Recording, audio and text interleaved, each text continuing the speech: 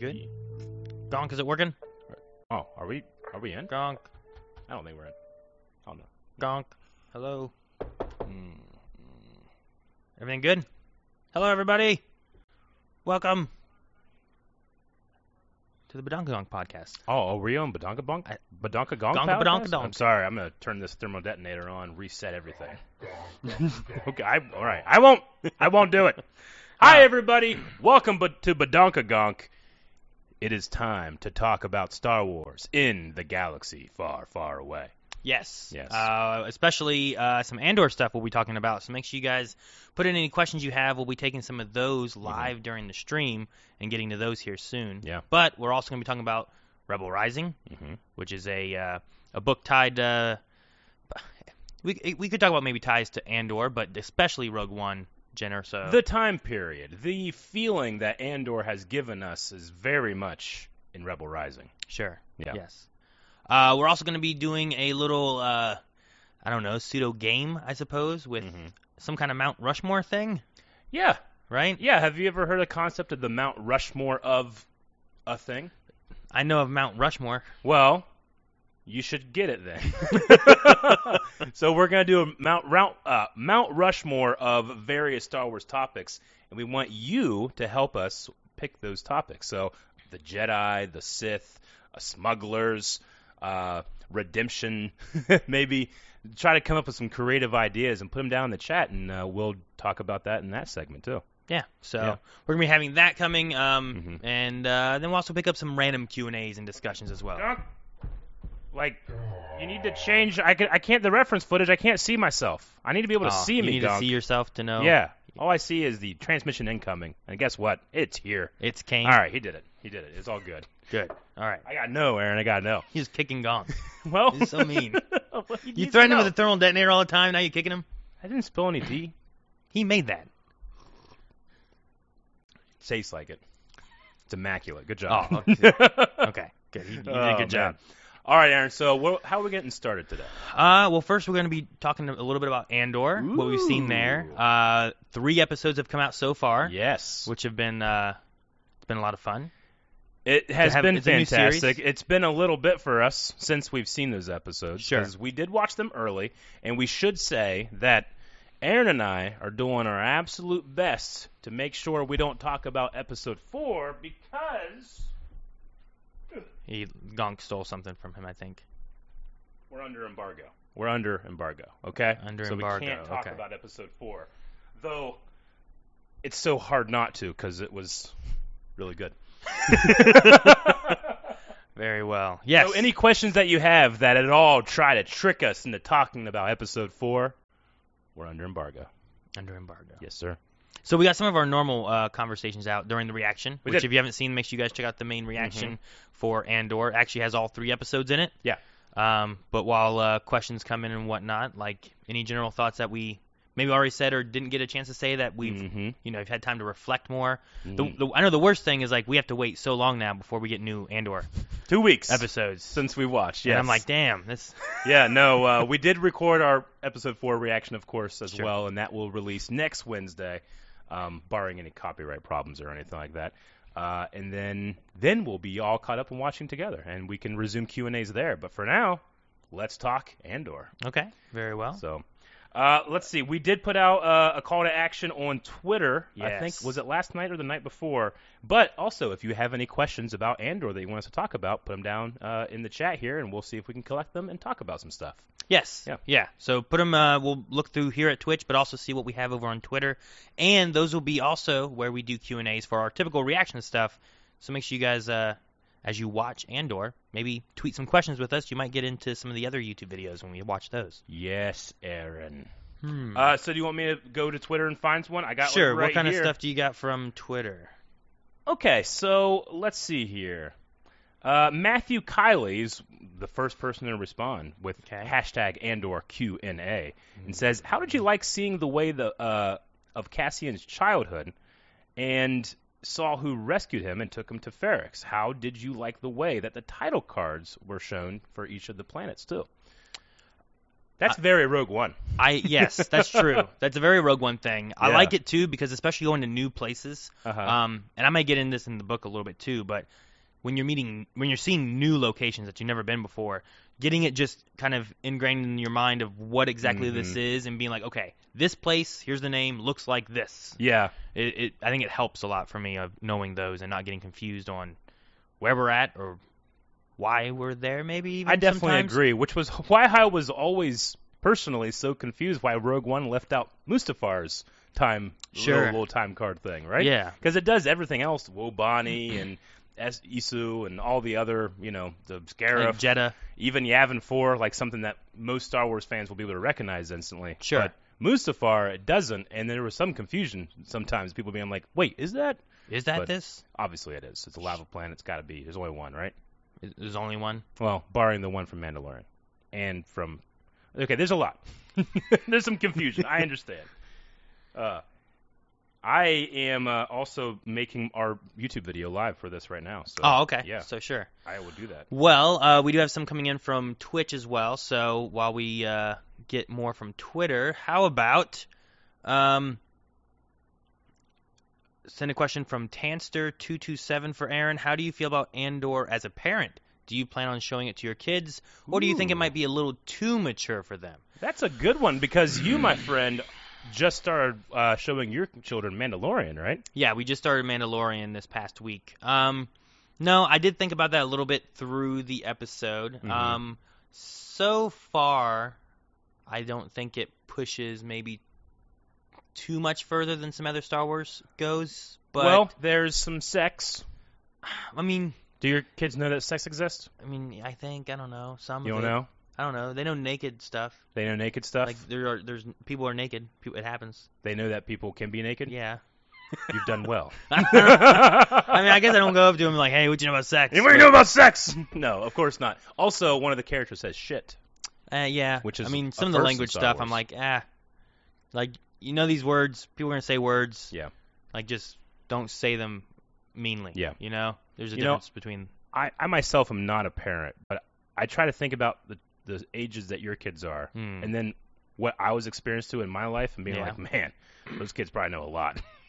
Sure. 'Cause I knew No. too much too early. There's definitely been times where I'm like, yeah. oh man, I used to watch this whenever I was a kid. Let's watch this with.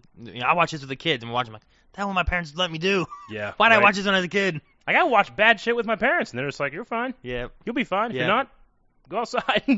Yeah, so I don't know. I don't think there's anything yet that I've been like, well, that's too much. Usually, the biggest thing we like to stay away from is like super violence kind of stuff, Gore, that type of yeah, thing. like heavy, like I can see that. just violence in general, Yeah. I suppose. So, like naked people and sex is kind of like it's more of a natural way of just animals and stuff, even the animal kingdom. So it I being more understand. natural than just like I don't know, this guy's torturing someone, so he's cutting off their hands or something. Yeah. That sounds No, like I worse. get you. It is natural. Like, I grew up on a farm. Yeah. Like, sex, animal sex, and this is going to sound real weird. Animal sex was like a chore. That And I know that sounds does weird. sound real weird. But I don't know how else to say it. It sounds. What's the next question we got? Yeah, what's Let's the next move on. question that we Moving have? on. Let me jump back over to Twitter. Want to do that? Yeah, let's see what Twitter has.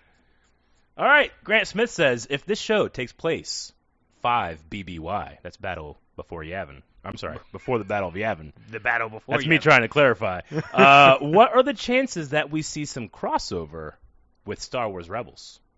No, I mean I thought about that. My main thing was thinking of Harrison Dula, who is mentioned, and Chopper, who is seen in Rogue One. Sure. And with all this taking place before then, but there's also a matter of like where in Rebels exactly would this fit to like what kind of crew is there on the ship and Yeah. what are they doing? Are they busy with Lothal? Are they not? Like I mean, I believe the Rebels starts 5 years BBY as well. that's right? where it starts. Yeah, I is believe so. Am I wrong about that? I think it. I'm trying to I think remember. That's the It's case. Ezra. It's Empire Day, Ezra's birthday, Yeah. which He would be. he was 15? 14, or was he 15? How old was he? Man, I don't know Star Wars.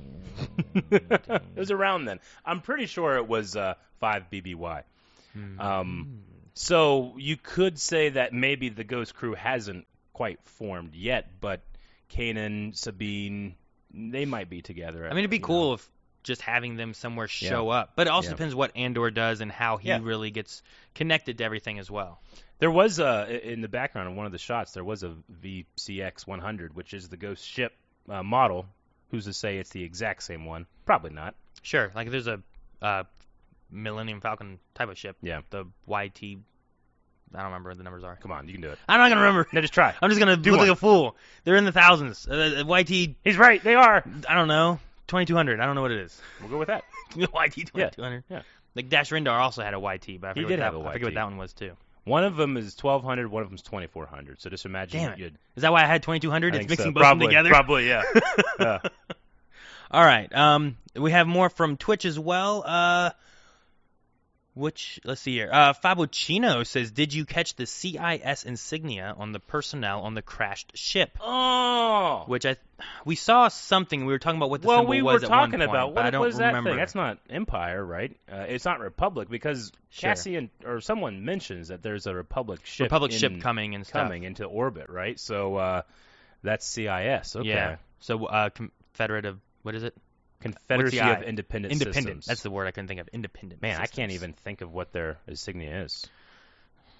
I guess it's that. It should be that little circle thing that's not quite an Imperial thing, but it's not a Republic thing. I just think of Grievous's mask and a bunch of broken battle droids, I guess, in terms of their insignia. So I think we talked about what it was, but I think we were talking about what it could be, not what it really was. So Gotcha. That makes sense. Also, I remembered some conversations of people talking about like Easter eggs and that kind of stuff too, and I feel like there's a lot of Easter eggs in Andor so far. At least maybe not a lot, but they're definitely there and present, which is fun. I made one known, the Briar pistol. That is true. Up. Yes, that one was. Look at this. Yeah, and I'm excited to see like if that pans out for you more. Like, what if they brought in like a? Do you want to do a? I know we are. I mean, we are clearly still under embargo, but sure. There was another one of those moments in another episode. That's all we'll say. That's so specific at the same time. How? There's an Easter egg? Hey, guys, in the background, Star Wars likes to put cool shit. In another episode. Like, it could be in any episode. Yeah, it might be in episode 50. You don't know.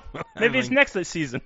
Suppose so. But no, there's a lot of Easter eggs. But no, I don't think we caught... I don't remember us saying about the CIS logo being the CIS logo. Yeah. So now the Easter egg thing was funny just because I also saw a couple people being like reviewers being like, hey, if you're one of those guys that likes to point and at the screen and be like, I know that thing, you're not going to get that. And there was a part of me that was just kind of like, not everybody's going to know everything, right? Sure, yeah. Like no one should be as dumb as we are to be able to see like this shape and be like, I know that shape. Sure. Well, so it's not a huge deal, but it was really funny to be like, oh, that's good. Well, and everyone's going to miss something, too. So, like, you might pick up the Briar pistol, whereas, like, maybe we didn't pick up a CIS emblem, and somebody else like, oh, look at this, and maybe that's not exactly an Easter egg, but it's just adding, like, here's time frames and where we are, and, sure, maybe you do have random separatist people either escaping after the Empire's taking over, or you have like let's see, like 5 years before. I get you. Well, you got to jump way far back to when Andor was a kid. That's honestly my big piece of confusion is like, am I supposed to think that kid is 6? I've been in this fight since I was 6. That's what Cassian says in Rogue One, right? Yeah. So am I supposed to meet like? I don't know. Does he talk that like? Tell you what, that kid looked older than Anakin. He was 9. Sure, I get you. I don't know. And maybe it's more clarified. Maybe his species is a little different and grows a little different. Sure. And you could always just say, like, shut up, nerd. You could. Like, he's 6. Just that he matured early. That could be, too. That could be what it is. There's that one kid in Stargirl who has the voice of the guy who says previously on Lost. Yeah. Like, it's just so deep. Previously on Lost. But he's like 14 years old or 15 or I don't know how old he is. But. Mm-hmm. All right, do we have another Twitter Q&A sir, here? We certainly do. Let's see here. Frank says, keeping in mind that the series has arcs in it, do you think we will see different stories from different perspectives? Like this week, it was Andor's point of view, and maybe it will be someone else's point of view next. And like they all combine into one near the finale. So even in the first 3 episodes, we definitely spent the most time with Cassian, but we spent a decent amount of time with a bunch of different characters. One of the cool things I thought about this... Well, there's a lot of characters. a lot. But like I really enjoyed. You know, I think it's really easy to make the Imperials kind of boring in that, like, well, they're just evil Nazis, so who cares, you know? Sure. But there was something cool about these characters being able to say, hey, I'm upset that, like, someone was killed, and I'm going to go do something about it. And, like, I really felt like they had a sense of duty to solve that murder, right? Yeah. And I think it's great because what that shows you is that there are good people in the Empire, and the Empire will rot them. Sure. When I say good people, I'm not saying those guys are great. I mean, they're fascists, you know. Sure. But like, it's not so just one-dimensional evil, right? There's going to be people out there that think the Empire is the best thing that could happen to the galaxy, and the Empire will consume them just as well as it will a rebel. Sure. There's a mixture of what's around. Mm-hmm. You know, you have one guy being like, someone has died. We need to figure out what this crime is and do it. Yeah. However, they may also be pushing their power to Yeah. an extreme in order to do that thing, Yeah. you know, and keeping people at a lower level. Had that been on another side, or maybe, you know, enveloped by good, maybe Sure. that person would be entirely different in the Yeah. ways they go about it, but still have that same idea of, like, people just can't get away with crime, you know? So, I don't know. It's tricky. Though I really want to see more Imperial sides of things. Me too. I don't think it's something that's visited too much.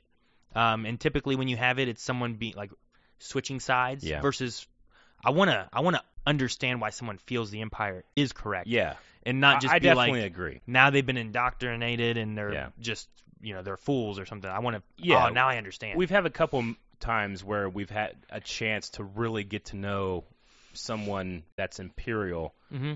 and almost in every circumstance that happens, they end up turning. Yeah. I don't think that's a bad thing necessarily. No, I don't think so either. But I would love to really get to understand a character and their motivations, and they make the wrong decision, because Sure. that's why Anakin is so interesting to me, right? Like I feel like understands everything that's happened to him and makes the wrong decision. Yeah. Right? No, and like even looking at Obi-Wan, like there's Yeah. some people like that where, oh, we're seeing what they're like on this Mhm. side, and then it's, well, they have either ulterior motives or Yeah. they're really not for the Empire that much, or, you know, even that one farmer guy. I'd like to know just that mole dude. Why hop on in. is he just drinking the Kool-Aid, Yeah. or has he been like, oh man, the Empire really has supported Yeah. life here, and I believe it's really good, and I'm just curious as to why he's where he's at, you know? I mean, I bet you there's entire planets where the Empire are there and everybody's real cool about it. You know? Sure. Like, there's got to be at least one place where, like, all the stormtroopers are, like, from that area, and, like, there's got to be, like, one good commander that's like, you know what? Let's do some good stuff here. Yeah. Right? You'd figure, but I mean, don't know. because Maybe not. yeah, but, like, that kind of goes from Episode 3, right? War. There are heroes on both sides. Yeah. So Yeah. we just don't really get a chance to see those other side heroes. And I'm Sure. not saying these characters we've met so far on the other side are going to be heroes, but they're very interesting. Yeah. See, I understand that so much more in like the prequel era where Mhm. you have the Separatists and the Republic. Yeah. And like the Empire hasn't been created; it's not ran by the Emperor. Yeah. Like he's pulling some strings and stuff, but Yeah. I don't know. I definitely see heroes on both sides there, but the Mhm. Empire just makes it a little bit trickier, I think. Tori V says, after 3 episodes that have aired, what do you find most intriguing about Cassian's story? Is there anyone who you would like to see appear over the TV show's run? I really like this. Oh, well, of course he wants to see Starkiller. Wants to see Starkiller? He wants to see Sam Witwer. I mean, that makes sense. Yeah, that would be something. Yeah. If they ever brought in Starkiller into the canon, I don't know. Andor's not the place for it. No, that's not the place for it. But that would be crazy cool. Yeah. I don't know. Let's see. So people to bring into things, and also how do we feel about Andor? Yeah. Well, what do you find most intriguing about what we've learned about Cassian so far? Like Cassian has a sister out there, and he's searching, right? That's what Sure. got him into the situation. I still feel like I haven't had much answered yet. Mhm. That I really am like, I understand so much more about Cassian yet. Yeah. Though there has been like the idea of it didn't feel like he wanted to kill anybody right off the bat. Whereas later on, when you get into Rogue One, like he doesn't seem to really hesitate when he has to pull the trigger Oh yeah. until he hesitates on pulling the trigger. You know, that's how I felt about him. I mean, the first 4 minutes of the first episode, that's what really got me. Was like there was a moment where I'm like, is he going to do it? Because the Cassian I know that kills Tivik, he would. He would just do it. And Yeah. there's this hesitation. I'm like, oh, he's not there yet. Mm-hmm. and then he doesn't. Sure. So it'd be interesting to see Which that. makes it so interesting. It'd be that growth, I guess, for that Yeah. character, the change in him and what he, views Yeah. as this is what's necessary. Yeah. I really like the spy element of some of the things. Mm. Like, it's fun to have a Star Wars story that's not Force users and stuff. That's what was cool about Rogue Yeah, One. Is Rogue One had 100%. this spy/war type of movie Yeah. in the Star Wars universe. Solo kind of has it a little bit too. Yeah. It's not Force sensitive focused, though. Like it kind of pops up a You little get bit, one. But just having those kind of stories where you're just seeing normal, regular people, not Mhm. Jedis and Sith fighting each other, I enjoy just seeing that. And Yeah. you get, especially in this one, much more of a viewpoint of normal life. Kind of like when Rey, like the very beginning, when you're seeing like how she Mhm. lives as a scrapper and trading in for food and stuff. Like, Sure. you just get a little bit more of, that's how people are living, and what's it like to live under the Empire, Yeah. and is it prosperous? Is it not prosperous? Yeah. Well, obviously they could be doing better, but they Mhm. also have this alarm system thing set up and start beating on shit. They do. They got. Everyone hide, or whatever it is. Oh yeah, they have that. They have that guy too. No, I'm just thinking of that guy. I love him so much. Yeah. I think my favorite thing about the first 3 episodes, honestly, since we're talking about it, is just, we're seeing all these different moments in these characters' lives, like leading up to this, the banging of the bell, right? Yeah. My favorite thing is that in this first 3 episodes, the Empire is like not even in it, Not really, no. right? It's just this It's, corporation security. Yeah. And I love the idea that not, the people that are going to be rebels, the people that are going to be in this, on the other side, all of them still bear the weight of the Empire, right?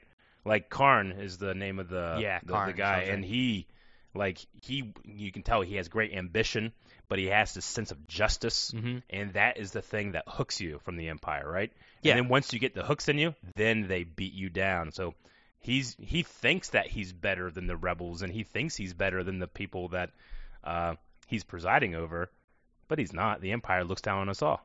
Yeah. Yeah. Very true. I just love that presence. Well, and you even have his boss guy who's like, let all this go. Mm-hmm. Forget about it. Otherwise, we're going to dive into something we don't want to deal with, and the Empire's going to come anyway, kind of Yeah. thing, Mhm. So this guy's like, I'm going to do it anyway. Gotcha. So I don't know. It's interesting. All of them have reasons as to what they're doing, but also the Empire's like, even people who are like on the Empire's side are still afraid of the Empire. Mm-hmm. So I like seeing that. Did you? The other part of the question is anybody that you can think of that you're like, 5 BBY. Who do I want? I mean, you mentioned Hera before. Yeah, Hera would be cool. There was a question we had too from Twitch that was talking about, is there any character? It was Emily Blythe who was Okay. saying, is there any other characters from Rebel Rising, EU, or stuff that you'd like to show up on Andor? Especially hoping for ISB director Barsha. Barsha. For me, oh man, there's so many. I think that this time period just instantly puts itself into Rebels territory. Mm-hmm. Like, even just having like kind of more background characters like Vizago. Remember Vizago the Devourer? Yeah. Like you could just have him in there somewhere, or I'm not saying like you have to do it, because one of my favorite things about this is that it's not relying on what you knew. It's really new. Even Cassian, you don't really know too much about him right now, and you don't really get to know him very well in Rogue One. That this guy has done some bad shit to get to this point, and he can't let that bad shit mean nothing. Right? Which is we'll get to Rebel Rising, but there's really cool connections in there with that. I mean, anyone from Rebels, just that era could really work. Like, you could have Solos, you could have, Landos, that kind of thing happening. If we have ISB, I would enjoy Callus at some point. If they're just Callus, like, let's have an ISB thing, and then all right, get me an agent. Callus would be really and cool you to just have see brought nothing in but there. sideburns, mutton chops. You Yeah. don't even see his face. It's like a Tam. I'm not against that idea. Like that, if you have him doing like shady things, getting Hondo involved could be really cool. You know, we've never had a live action Hondo yet or anything. I guess whatever's going on Galaxy's Edge, whatever that is, the It's animatronic kind of thing. yeah. But yeah, no, I think my main thing would be like, it'd be cool to bring in the Ghost crew in some It would. way. Whoever it is. Like, that there's different times that Rebels has Hera off. Like, she went off to go to Yavin, or she's talking to whoever Sure. or whatever. Like, having her meet up with, like, I don't know, Andor's doing something for someone and has to trade off something. You just give it to Hera, and then she heads off, and it's only there for, like, a quick cameo thing, but it just connects, because it's Rebellion stuff, That ties in so well to Rebellion stuff. Trying to bring in something like, Darth Maul or other things may work, but may not work as well. Just depends how scummy underworldy we get with like Darth Maul and whatever he's been doing. Mm-hmm. But I mean, there's tons of things you could try to toss into there. It just depends. I would try to. I mean, they're already doing this, obviously, but mine Rogue One for some characters that also don't get a chance to go past Scarif, right? Like, sure. There's Melshi, I think, is one of the commanders. Like that. Kind of get sent off. Like, just go create chaos and make it seem there's a lot of you. Like, there's some really cool, interesting characters in there that right now they don't have much to do other than just like. These guys did bad shit, and they're trying to make sure it doesn't go to waste. Sure. So I want to see those people do those things. Yeah, and it just depends how soon you get him. Like, we know in Rogue One he's already helping the rebels and stuff. At what point does he actually like get into that kind of stuff? And then who is still there? Because what was it, Blue Squad? Yeah. That like all of like Blue Squadron or whatever it was dies with Scarif because they all go inside the shield, right? Yeah. And then they all pretty much die inside there. Yeah. So Anton Merrick. Yeah, like all those guys. The whole U-wing with like wasn't Warwick like the gunner as that one little guy? Yeah. Pow, I think is his name. His real name is like Pow Lonic but I think they call him like Pow. Yeah, like some of those guys were all there wanting to help, and some of those like real dirty guys who were willing to get stuff done. Like maybe Andor works with some of those guys, and you just get to shed a little light on, well, here's a little scene with them going to do this or whatever. I don't know. Definitely. Let's move on to some more questions. Yes. How are you guys? Nico says, how are you guys finding the music so far? Personally, I don't know about you, Aaron, but like I personally need to be able to watch stuff again or listen to something again when it comes to music, because when I'm reacting to something, I'm interacting with you guys, I'm feeding off of your energy, I'm watching the show. There's all this like energy going back and forth that, especially me with my hearing impairment, I can't quite, unless it's like an overt theme, I kind of have a hard time really learning new music. I can recognize music I know, but new music, I pretty much just go like, I like this, or I don't like this. But I have to be at home with headphone, and really like absorb like new stuff, right? Like even when I watched The Force Awakens the first time, I remember coming out of that theater and being like, I thought it was a really fun movie. Wish the music was a little more hummable. But then the next week, I had Ray's theme in my head all the time, because that's all I was doing was listening to the new music and being able to really learn what gives oxygen to these scenes. I think some of it is just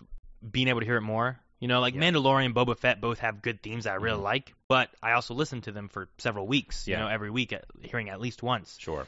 And where I've only had a couple times really hearing that. And even then, like, it's the intro for it is, I feel like, very tame. So it's really it's very ambient. It's really picking things up, I feel like, for audio, the music during the episode. And sometimes, like, laser blasts or whatever's going on, you lose a little bit of that and stuff. So like wanting to hear just the music. I can understand what you mean. It's already very different, right? Like Mandalorian, you can automatically pick up those themes. It's very, but it was never like when I first listened to that, it wasn't like, this is Star Wars. Yeah. But now I do. Sure. But Book of Boba Fett, like, like I love that song, and I love that like Polynesian choir they have going on with it. But when I first heard it, I was like, this is different. I need to learn this. And I feel the same way here. It's just that here, music needs to either elevate or it needs to ground you, right? And John Williams is a master of elevating. So you can take this, dim, gritty space look,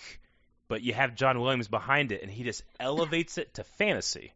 Whereas here, this music is needing to ground you to spy and to oppression and to suffering. And I can't wait for that to maybe break and we see elements of hope, right? Yeah, and I think John Williams fits well when you have, magic using Force users. But here, spy stuff. There's no magic saving anybody, so you want it to feel more grounded anyway. So yeah, I can agree with that. Let's see here. We also have from Ralara Lowell says, now that we've got some darker Star Wars and with the Acolyte on the way, do you think Disney may move towards villain or anti-hero centric media? Could we get like a Darth Maul TV show or movie or something where it's like focused more on him and what he's been doing like in between? I think you could. The thing about doing specifically villain-focused stuff is it doesn't matter if he's a villain or not. He's got to be a protagonist if it's about them, right? Sure. So I need to relate. I need to look at them and pity them and understand why they're doing what they're doing. And a character like Darth Maul, I think, works a lot better when he's an antagonist. Sure, yeah. So I don't really know what it's like when he's a protagonist and how you do that in a way that you can keep it consistent across a bunch of episodes. You know? Like, honestly, an anti-hero of Star Wars is probably Saw Gerrera. Yeah, I would say Saw, and, we'll get into it and with Rebel Rising, but that man has a very sad life. Yeah. Not to say that Maul doesn't have a sad life. I pity Maul greatly, but I never root for him. Yeah. Other than, can't wait to see his next lightsaber fight. It's like the comparison of, Darth Maul is always out for himself, whereas, Saw is very much against an opponent. Mm-hmm. And it's like, well, I don't like that opponent either, so I can team up with him here, but I don't agree with what Saw has to do. Whereas Darth Maul, you just never agree with what he has to do. Sure. And he's always out for his own gain. Yeah. So, and I understand, some people in chat are talking about, we have, some Vader comics, and I think in comic books it works a little bit better than it does, visual television movie stuff, just because, there's a layer of separation between, for me at least, comic book on the page versus, an actor showing emotion, right? Sure. I can just fill in my head that, that's Darth Vader, but when I'm watching it on screen, it's got to have a presence, whereas on the paper it doesn't really. I bring the presence. Sure. I don't think I'd want Darth Vader to be the main focus, because I want that to be, he should feel evil. Yeah. He should be a scary force. That's something that shows up and it's this is terrible now. Yeah. And it's hard to root on that as your protagonist when it's that's supposed to be such an evil entity in the galaxy. Yeah. I agree. And I'm so open to be proven wrong. Sure. If they came out to tomorrow and said we're making a Darth Vader series, I'll be I'm watching it day one. Yeah. But I would also be it's a little bit I don't want to have to saturate Vader with too much that it kind of takes away from what is incredibly sad about him, and that is this is a person that this is Anakin Skywalker if there's no Anakin Skywalker, and that doesn't make any sense. Sure. He's in Supernatural, there's a character that loses his soul and he's just exists. Yeah. He's like that, right? We might talk later about the Sith and the Mount Rushmores and who should go up there. And I think a lot of people might really want to put Vader up there, but I might have some arguments saying why he shouldn't. Yeah. No, I can't wait to get to that discussion now. Yeah. No, I'm just trying to think of different elements. And then the thing with having those kind of moments is you need to have something, a bigger threat and more evil than whatever the antagonist is for that to happen, right? Venom is bad guy until Carnage shows up, who's a bigger bad guy, so we work with Spider-Man to beat him, when you have Darth Vader, you have what's more evil than him? The Emperor. Yeah, the Emperor. It's we deal with that later. Yeah. We can't really do a movie for that. Yeah. So you really have to pick and choose. Darth Maul you could pair up with when you need to defeat Vader. That kind of thing can happen, but it's really picking and choosing where those levels are and how to do it. So Gotcha. But again, super open to exploring those things. I just feel sometimes it's a minefield that sometimes maybe just go around it. Yeah. I think when you're looking at anti-hero kind of more evil, you want to get to that scum and villainy side of things. Yeah. You might be wanting to look at Boba Fett's, Jabba the Hutt's, the cartels, the gangsters, those kind of things. Because those things can be evil, but then they can always look at the Empire as being a bigger problem. Yeah. And then they have to work together with whoever. I think that's the best way to try to do something like that. Yeah. All right. Do we move on to another question? We want to have... get into the book here soon, too. Yeah, we are. I got one more from Twitter. Okay. Let's see. Leganus Aswell says, this is such a departure from other Star Wars entertainment, and I'm loving it so far. I was so surprised when I heard the corpo officer say, shit. Has that ever been said before? Not in Star Wars. I don't think so. I don't believe so. They make up other words usually, like Dank Farrik and Poodoo. Yeah. Poodoo! Easily that Doug Sebulba could have been shit, Shit! That was so funny. Yeah. Can you imagine he speaks Huttese the entire time, and at the end he's just, shit! But they've always used other words for that. I remember... It's just not as bad anymore. I guess. You can say it. If your kid says shit, would you discipline him? Don't say that. Yeah. My kids have said words before. I'm you shouldn't. Don't say that at school. Yeah. Like, teachers will be mad. I'm not Like, gonna you get don't mad want at him you to for this say or that, like but the like C just, word unless he's like in Australia or something. But if he did, you'd probably be like, hey, what are you doing? Don't do that. Sure. But shit, you're just like, hey, come on, stop it. Stop it. What are you doing? Yeah, I don't think the shit bothered me. Not Yeah. now. I remember, like, for some reason, Han Solo saying "I'll see you in hell" always stuck with me much more Oh, yeah. than. That was the shit of then. Yeah, I guess so. But it was also like, there's a hell in Star Wars, huh? There You know, is. is that like, it's at Corellia least believes in a hell. known or I believed mean, in? Dooku in the Clone Wars talks of like he says like God forsaken. So that I mean, obviously there are religions Yeah, and sure. deities More in to Star gods and Wars, stuff, but so. at the very least, just like in our language, mythologies and beliefs and religion seeps into the culture and the language, right? Sure, So like yeah. just because today is Thursday doesn't mean that Thor Odinson is my god. You know, It doesn't? It doesn't. Okay. Well, I mean, he is, but that's not why. Oh, he is every day. It just Mhm. today Yeah. is not the reason. I like hammers. Is that Yeah. that's the reason? Yeah. Did we have any other questions from Twitch before we move on? We have a few. Maybe we can grab one more. Let's see. Send in a question from Star Killer. How about that one? What do you make of the Republic pilot having the CIS insignia? My Mhm. theory is that this flashback takes place at the end of the war, and the Republic is attempting to vilify the Separatists in their space. I'm confused by people's confusion. I thought that ship crash landed, and that's CIS, and then there's a Republic ship coming into the system too, right? Mm-hmm. So I've seen some people say like wait, those were Republic yeah, people? I don't think so. I think that's CIS, and then the Republic is coming to, like, that's why we have to get this kid out of here. They're Sure. gonna kill him or take him or something like that. Yeah, right? or they're gonna. I mean, alternatively, I guess is they blame him Yeah. for the crash and Am all I the dead maybe people. I'm confused by that. Again, I I mean, it's been a bit since we've watched. Sure. I need to Maybe- watch tonight. maybe watching it again and like the insignia on it. Like I Yeah. don't know if it's meant to be. Yeah, is it meant to be a trick? Is it meant to be just those are the people that are there? Mhm. Who poisoned them? Like they were all yellow, right? Yes. Like there seemed to be a thing there. Yeah. I don't know. There just seemed to be a thing there. I Just have something, no idea. Something going on. I think it's cool to not really know because Cassian wouldn't know. I need to have as much information, right? Yeah, I think so too. I don't know. But yeah, I don't have an answer for that then Okay. of why the Republic people are doing the things All or right. not doing the things. Well, we'll keep our eyes and ears open and Sure. talk about it in the future. We can pick up some more questions later on. We'll have more Q&As later on.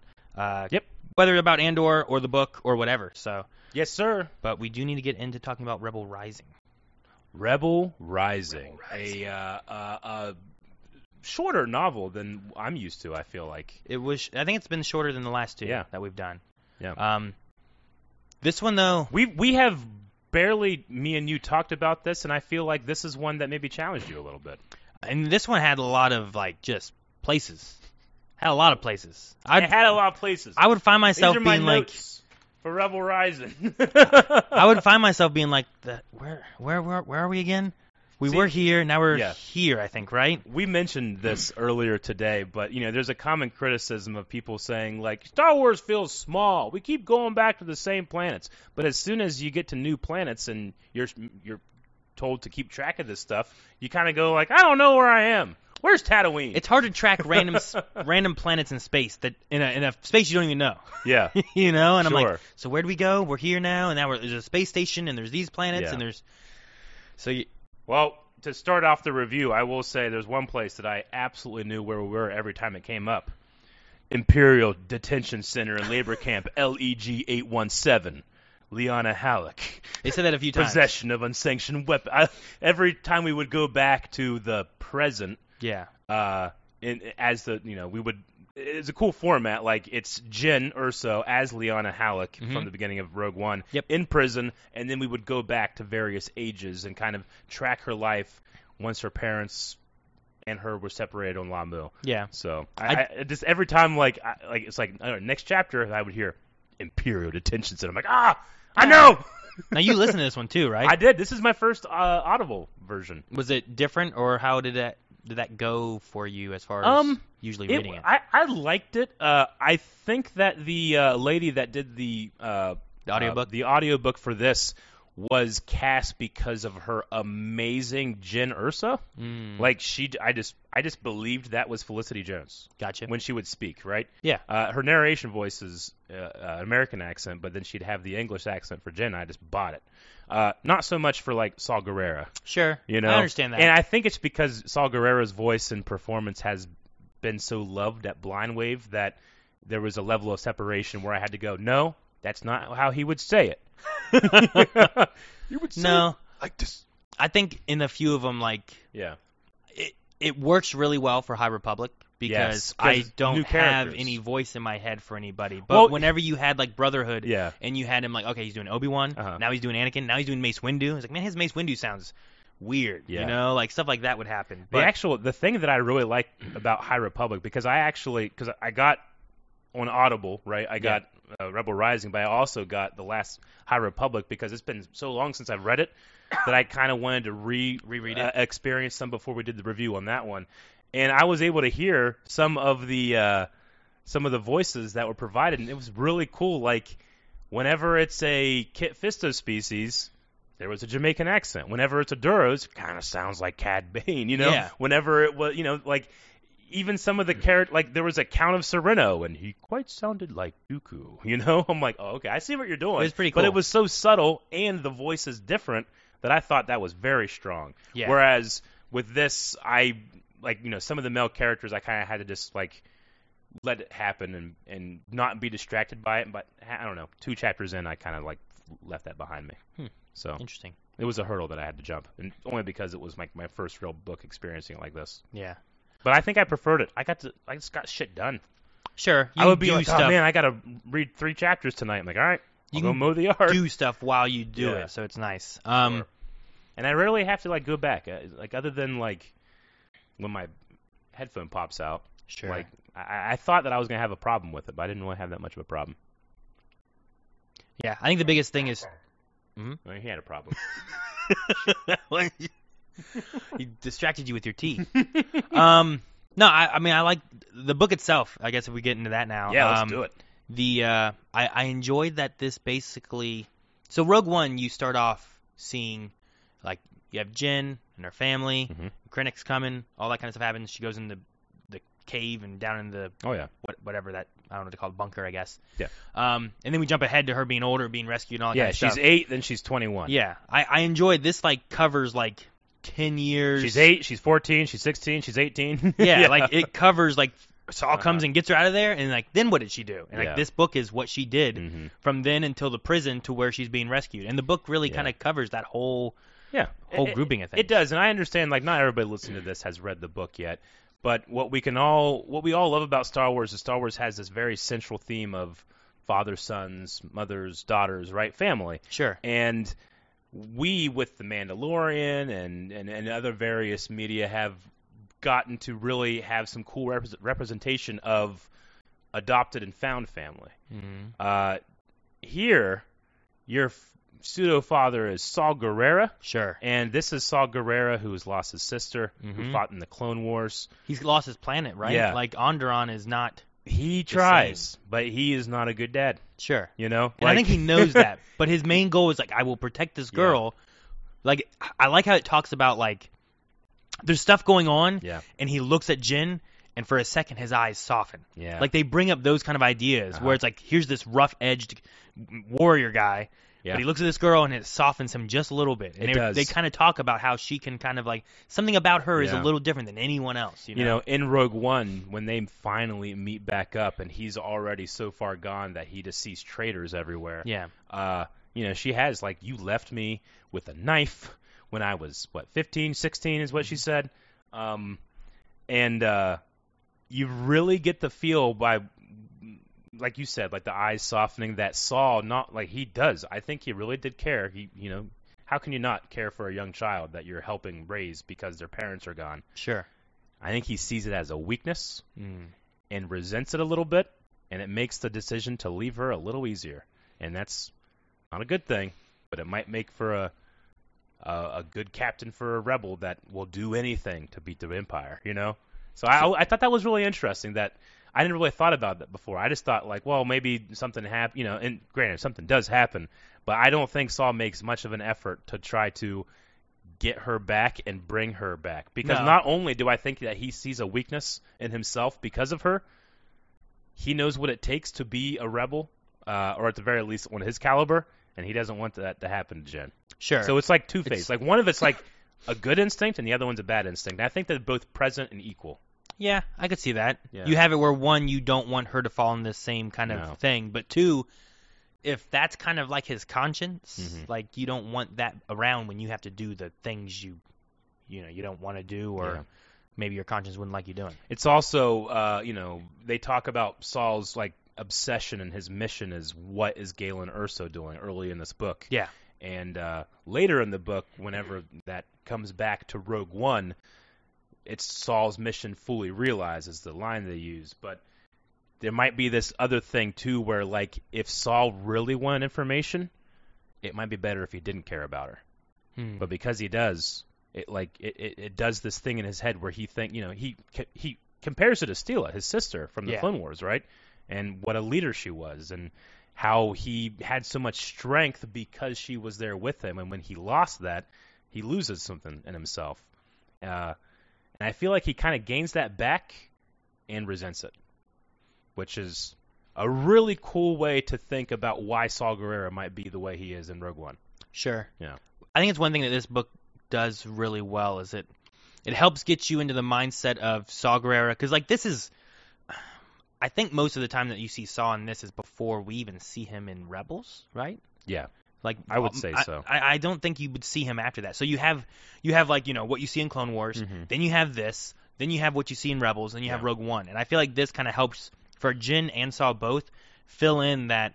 We would have seen him in Bad Batch, I suppose, right? Yeah. We would have had him a young man still. So, but you just get like a better, I think, understanding of both those characters and what they're feeling. Yeah. Like I think I kind of want to watch. I just watched Rogue One recently with the kids and stuff, but I kind of want to rewatch it after reading this book to see what my feelings of Jyn are, because like I didn't have any problems with her in the movie, but after like reading this and seeing more of what she went through, it's like, I didn't realize that she might have had the saddest life in all of Star Wars. Sure, yeah, no, I didn't know that. They referred to, I think it was in the beginning of the book, whenever there's like a warden being like, prepare for the worst days of your life in this labor camp that droids could work and do more of, but they keep this labor camp just to be a punishment for people.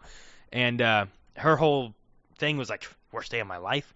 This? Yeah. All I'm doing is working and I get food, like it wasn't the worst day of her life because of all the other things in this book that it covers. There are specific happens. moments like where I think that, because sometimes she finds hope and then it's completely taken away from her, and that's the worst day of her life. Sure. And that happens like 6 times. Yeah.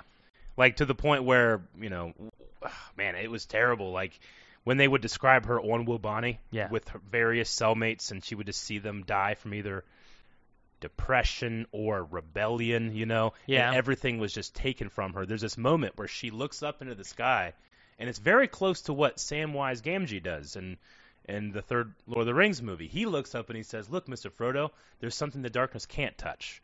She sees the sky part and sees the stars, and she's thinking about earlier in the book, there's this idea of like, do you focus when you look into space, which is, out our window right now. Space. Do you focus on the stars or do you focus on the blackness?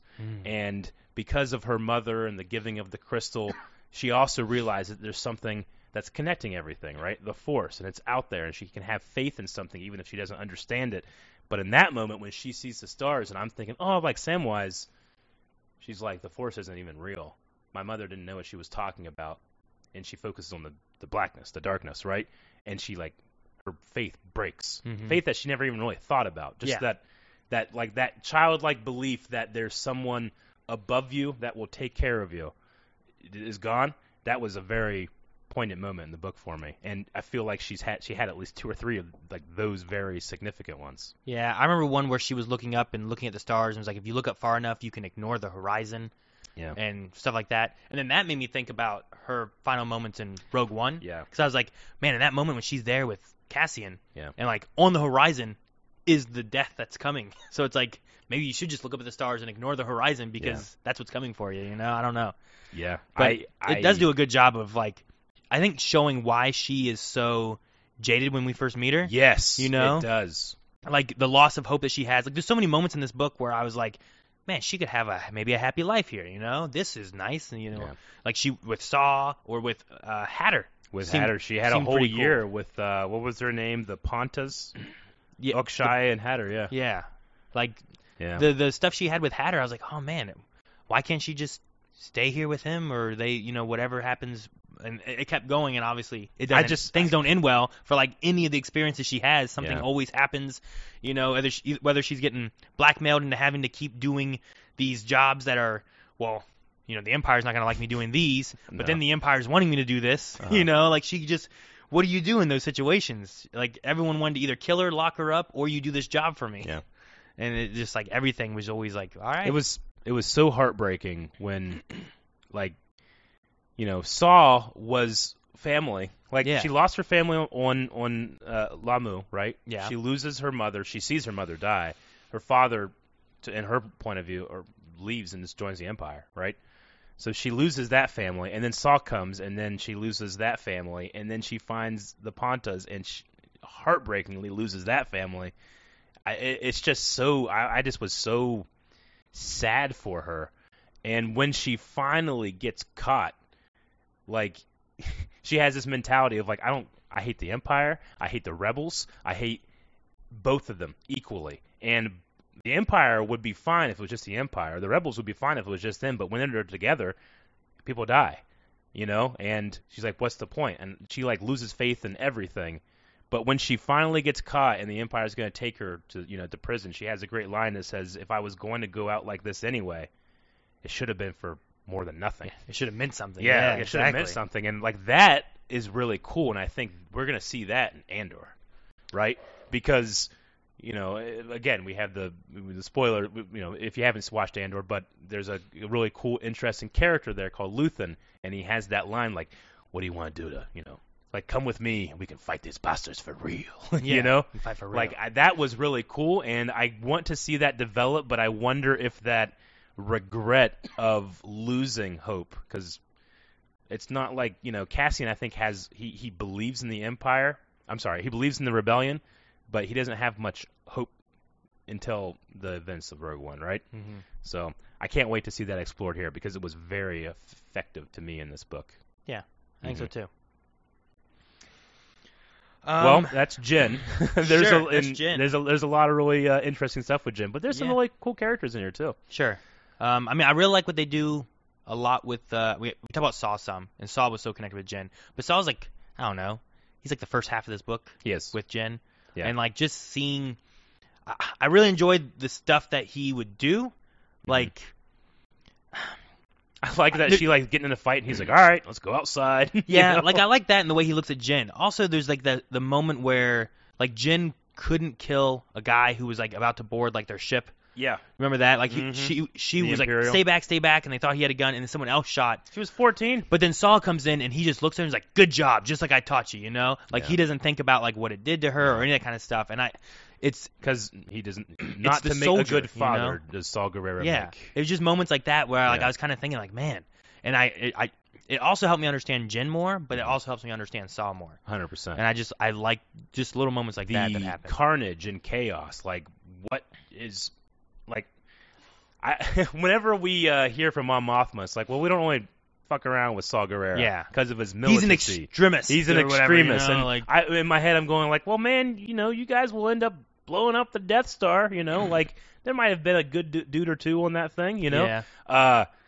When you see what Saul is capable of doing, like ripping open a room full of Imperials, dignitaries, and civilians. Well, they refer to it as the massacre. It's right? the massacre, and they're right.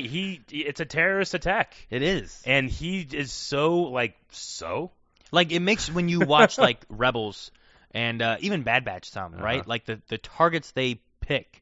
And, honestly, I guess Tarkin, right? It's like, that's won't make for a good example. We need something to be, important. Like, Saw is just one of those people where it's like, anything that he can do that will hurt the Empire, doesn't matter who or what's in the way, he will do it.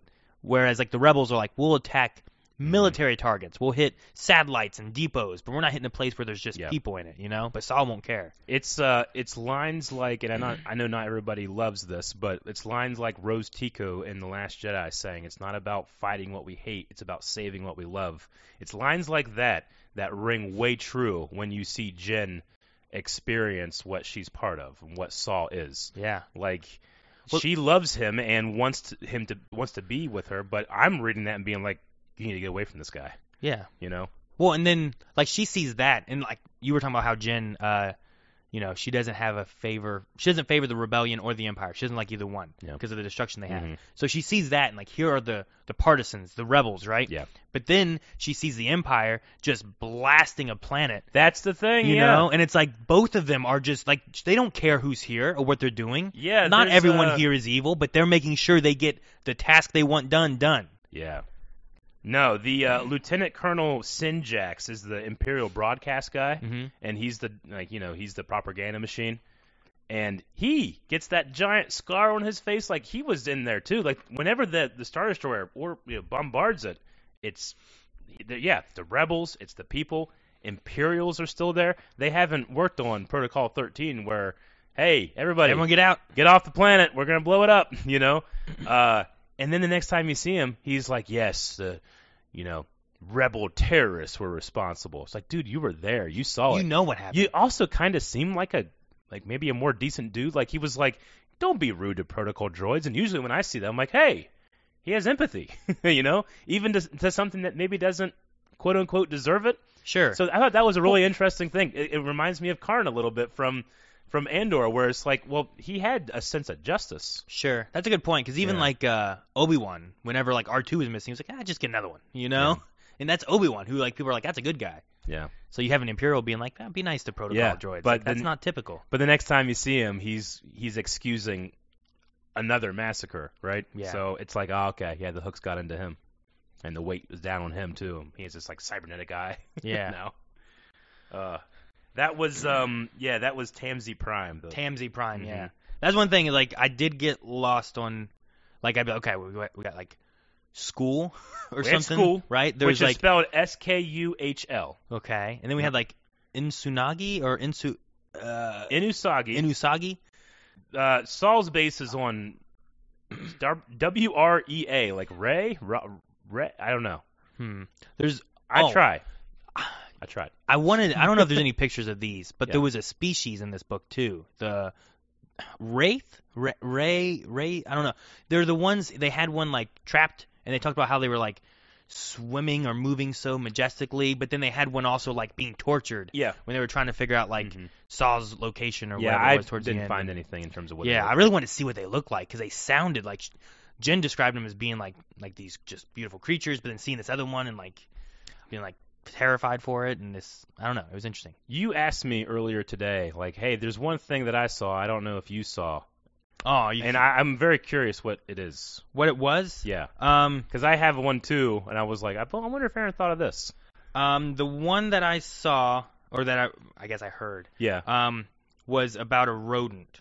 A rodent. Did you catch that too? What's his name? Well, there was a rodent called a bulba. It's called a bulba. And I don't know. Well, yeah, it's whenever Jyn and I think Hatter, they're like on kind of like a date-ish thing. Yeah. And they were talking about like, oh, they're everywhere. Like, I haven't seen them. Like, I was like, what was this called? But they talked about a rodent that like has a thing with vines. Yeah, it's a symbiotic relationship or something, right? Like Obi-Wan in Episode 1 talks about the Naboo and the Gungans and how they are part of a symbiont circle. They support each other. This rodent like actually gathers this vine and intermingles itself and strengthens itself, and it has this vine like attached to its spine, and it's called a bulba. And I just immediately was like, Aaron's gonna think this is a Bulbasaur. As I was thinking of. There's a Pokemon in here. There's like a Pokemon inside this thing. I was like, what is this bulba thing? Yeah. It was like the same thing happened whenever they talked about Professor Huin or whatever. Professor Who was like, he arrived thousands of years ago in a blue box. And I was like, blue box? Yeah. Like, it was one of those kind of moments like, are they talking about Doctor Who here? Like, there's another one that's like, is is this a Pokemon? as they were talking about it, like, it was like, oh my god, it's a grass type. Yeah. I wasn't sure if you would think about it being that. It or wasn't not, until it said rodent that I was like, it ruined my illusion. Because like as they were talking about this thing, it came more and more like, it's a Bulbasaur. It would have been great if it was just a Bulbasaur Yeah. like, roaming around. Yeah. But yeah, it was called Bulba. I was like, that's cool. Yeah. So. So I definitely saw that and thought of you. So you incepted into my reading yes. time. There was another really cool little, we can talk about some of the things that we saw or we heard in this book. There's a character named Zosad. He's a Twi'lek, and he's like like a recruiter for the rebellion. Mm-hmm. Jin, who's kind of already jaded about the rebellion, ends up like flicking his Liku and stuff. Yeah. But This is the one that was trying to recruit Hatter, right? yeah, but he has a line where he like pointedly says like, "Hey, do you know about the Fulcrum?" Mm-hmm. And she says he said it like that should mean something. What is this Yeah. fucking thing? I'm going, holy crap, what does that mean? What do you think that he was he like searching out Fulcrum, or was he trying to see if she knew more than my thought? Because that used to be a Saw guy, right? Yeah. My thought was that maybe he's still with the rebels, but maybe he's more with like Ahsoka and Bail Organa, and maybe more on that side of the rebellion, Mon Mothma and stuff, and dealing with Fulcrum maybe, and maybe that was them trying to give a clue of like, who is she? Because I think in that same moment, he and she both assumed the other was like who they were working for, or what they were doing, and where they were. So he didn't know if she was with Saw or not. Okay. And she didn't know if he was with Saw or not. Yeah. And then when he said that was him trying to be like, are you part of this too? And since it didn't click, Jin had no idea what it was. Yeah. But I was like, oh, that's cool. No, must be a tie to the Fulcrum idea. That was just a fun like wink to the audience that our main character doesn't understand. Yeah. But if you know, you know. It was really cool. I like that. That's how I took that one too. I thought it was a fun tie into some Rebel stuff. Sure. And even still, isn't that that's the name they used at the end of Clone Wars referring to Saw Gerrera, right? Yes. Saw is a Fulcrum agent, or at least uses the Fulcrum frequencies. There's a couple different people that could possibly fall into the Fulcrum thing. Like, I don't know if we'll get into that in Andor or not. I don't know. But certainly... It would be cool to see the origin of Fulcrum, like where it officially starts. But that's got to be... I can't remember how that must old... be into Clone Wars somewhere. Yeah, I think... Was she 16 at that time? It was between like the 16 and 18 It was year. with Hatter. I think that would have been 16. Okay, because I was trying to think too, like, well, Callus is a Fulcrum at one point as well, but that's a little later in the war. Yeah. Or I should say closer to A New Hope. Closer towards, Yeah. I also really like that Saw Gerrera uses battle damage droids as target practice because Jen will later in Rogue One refer to K2SO as target practice. So that's a cool little detail. Well, she referred to a... Was it? It was in this, right, where she referred to a droid. She's like, that thing's not worth anything. Might as well use it as target practice. Everyone's like, "Jeez, what did you say?" Yeah. So I just thought it was fun that they're giving like a story to that one line, which is half of the old EU. Yeah, sure. So I like that. We also had a mention. I don't remember what her name was. I didn't write it down. I didn't look it up afterwards. But it was a daughter, I believe, of Lux Bonteri. Fuck, I missed that. Did you not catch that? No, I didn't catch it. They mentioned when? I don't. It was what either. was I doing? It was like a daughter or something of. They said about Lux, and they mentioned about Saw and different things, and it was someone that was working with Saw early on in the book. But I don't know what her name was. But I'm pretty sure there was a mention. Lux's goddaughter. Goddaughter. There you go. So there was Lux's goddaughter involved. So they mentioned Lux Bonteri, and I don't remember what her name was. Who was that? Who's the goddaughter? I don't remember now. What her name was. Nexus.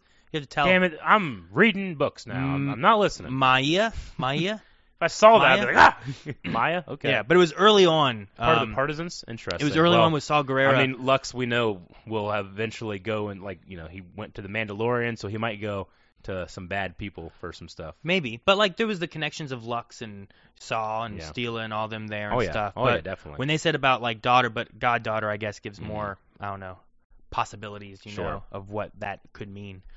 But yeah. But I just thought that was interesting. No, I didn't realize Lux is in that arc with Ahsoka on Onderon. Onderon, yeah. So that was interesting. I think that was all before the.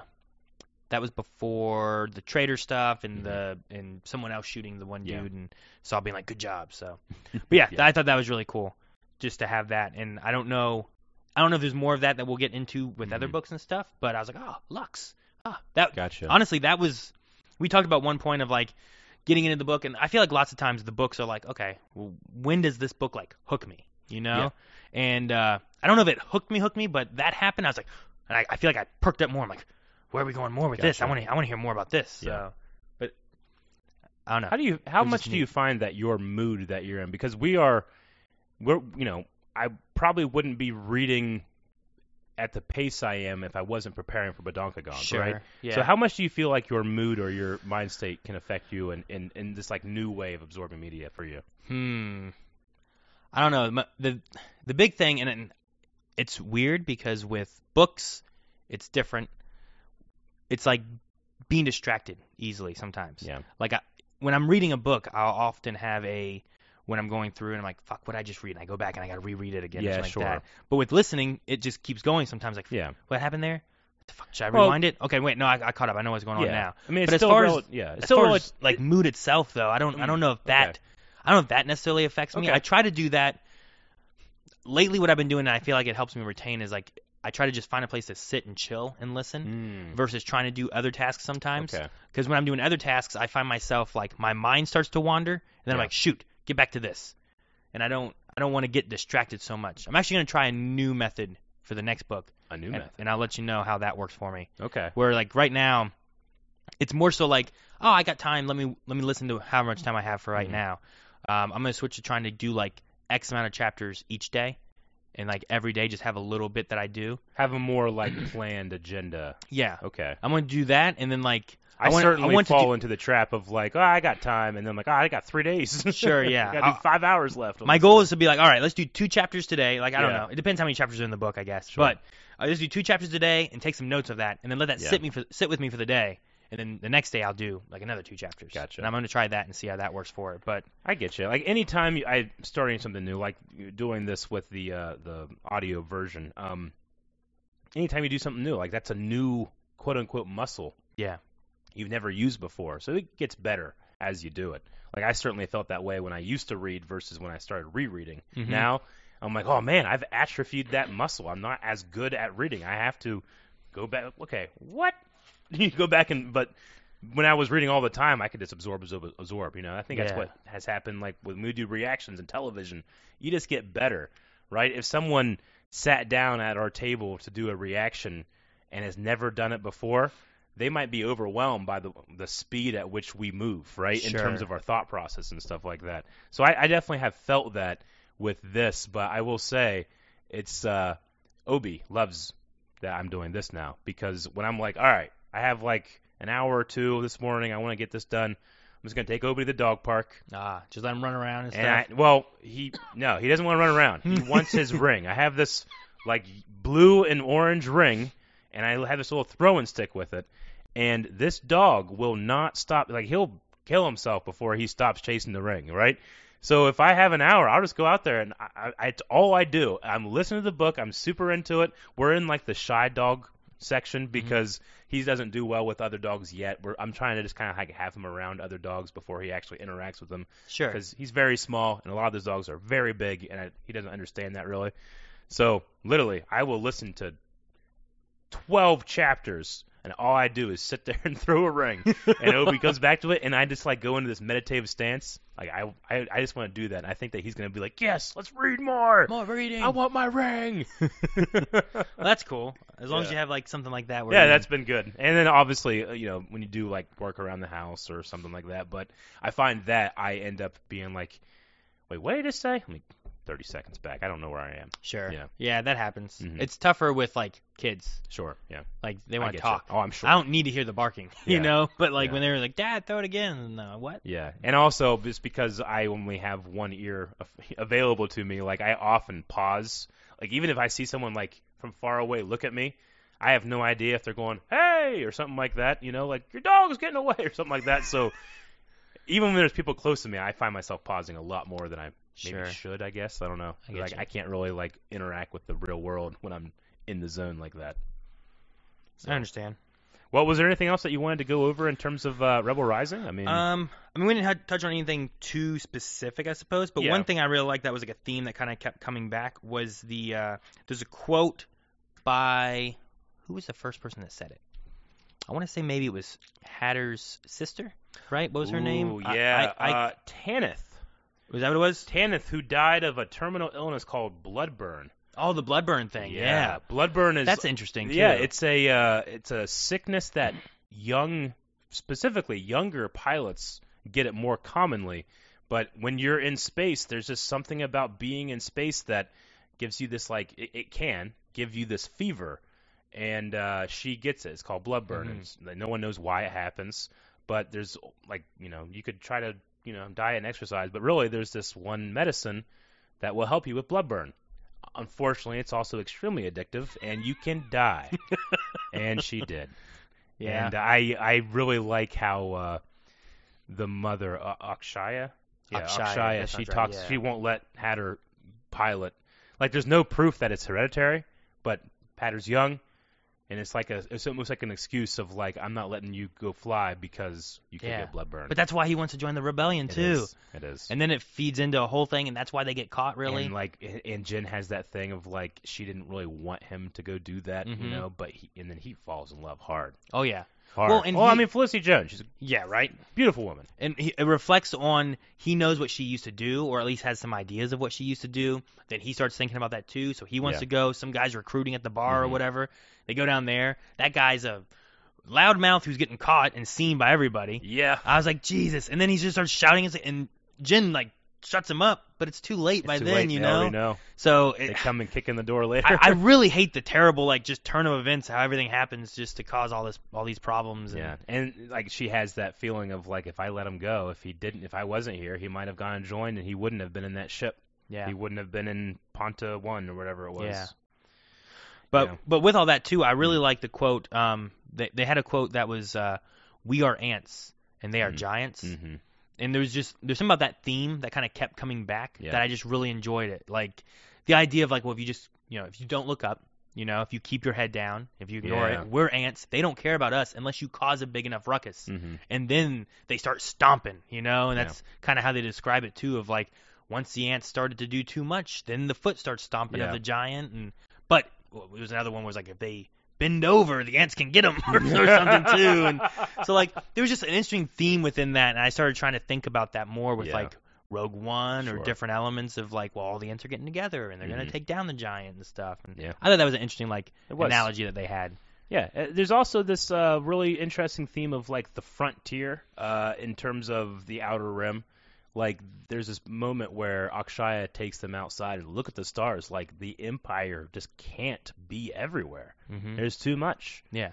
But the book really makes, with the, Jen's constantly trying to run away and get to somewhere safe, and then, the 5 points, right? That space station. The Empire will eventually go everywhere. That's how big and scary they are. There is no running. There is only stand and fight. So I thought that was cool too. Did you have anything else for the book? Not specifically. I will Those say are some of the bigger things I caught and whatnot. And, I did think it was interesting that we do get to see the beginning of Rogue One, right? When she's brought to Yavin 4. Yeah.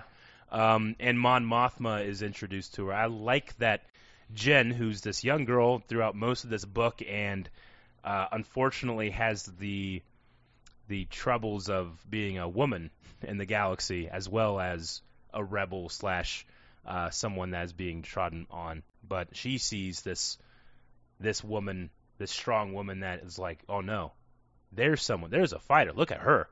And Mon Mothma is I thought it was interesting. Jen knows who she is.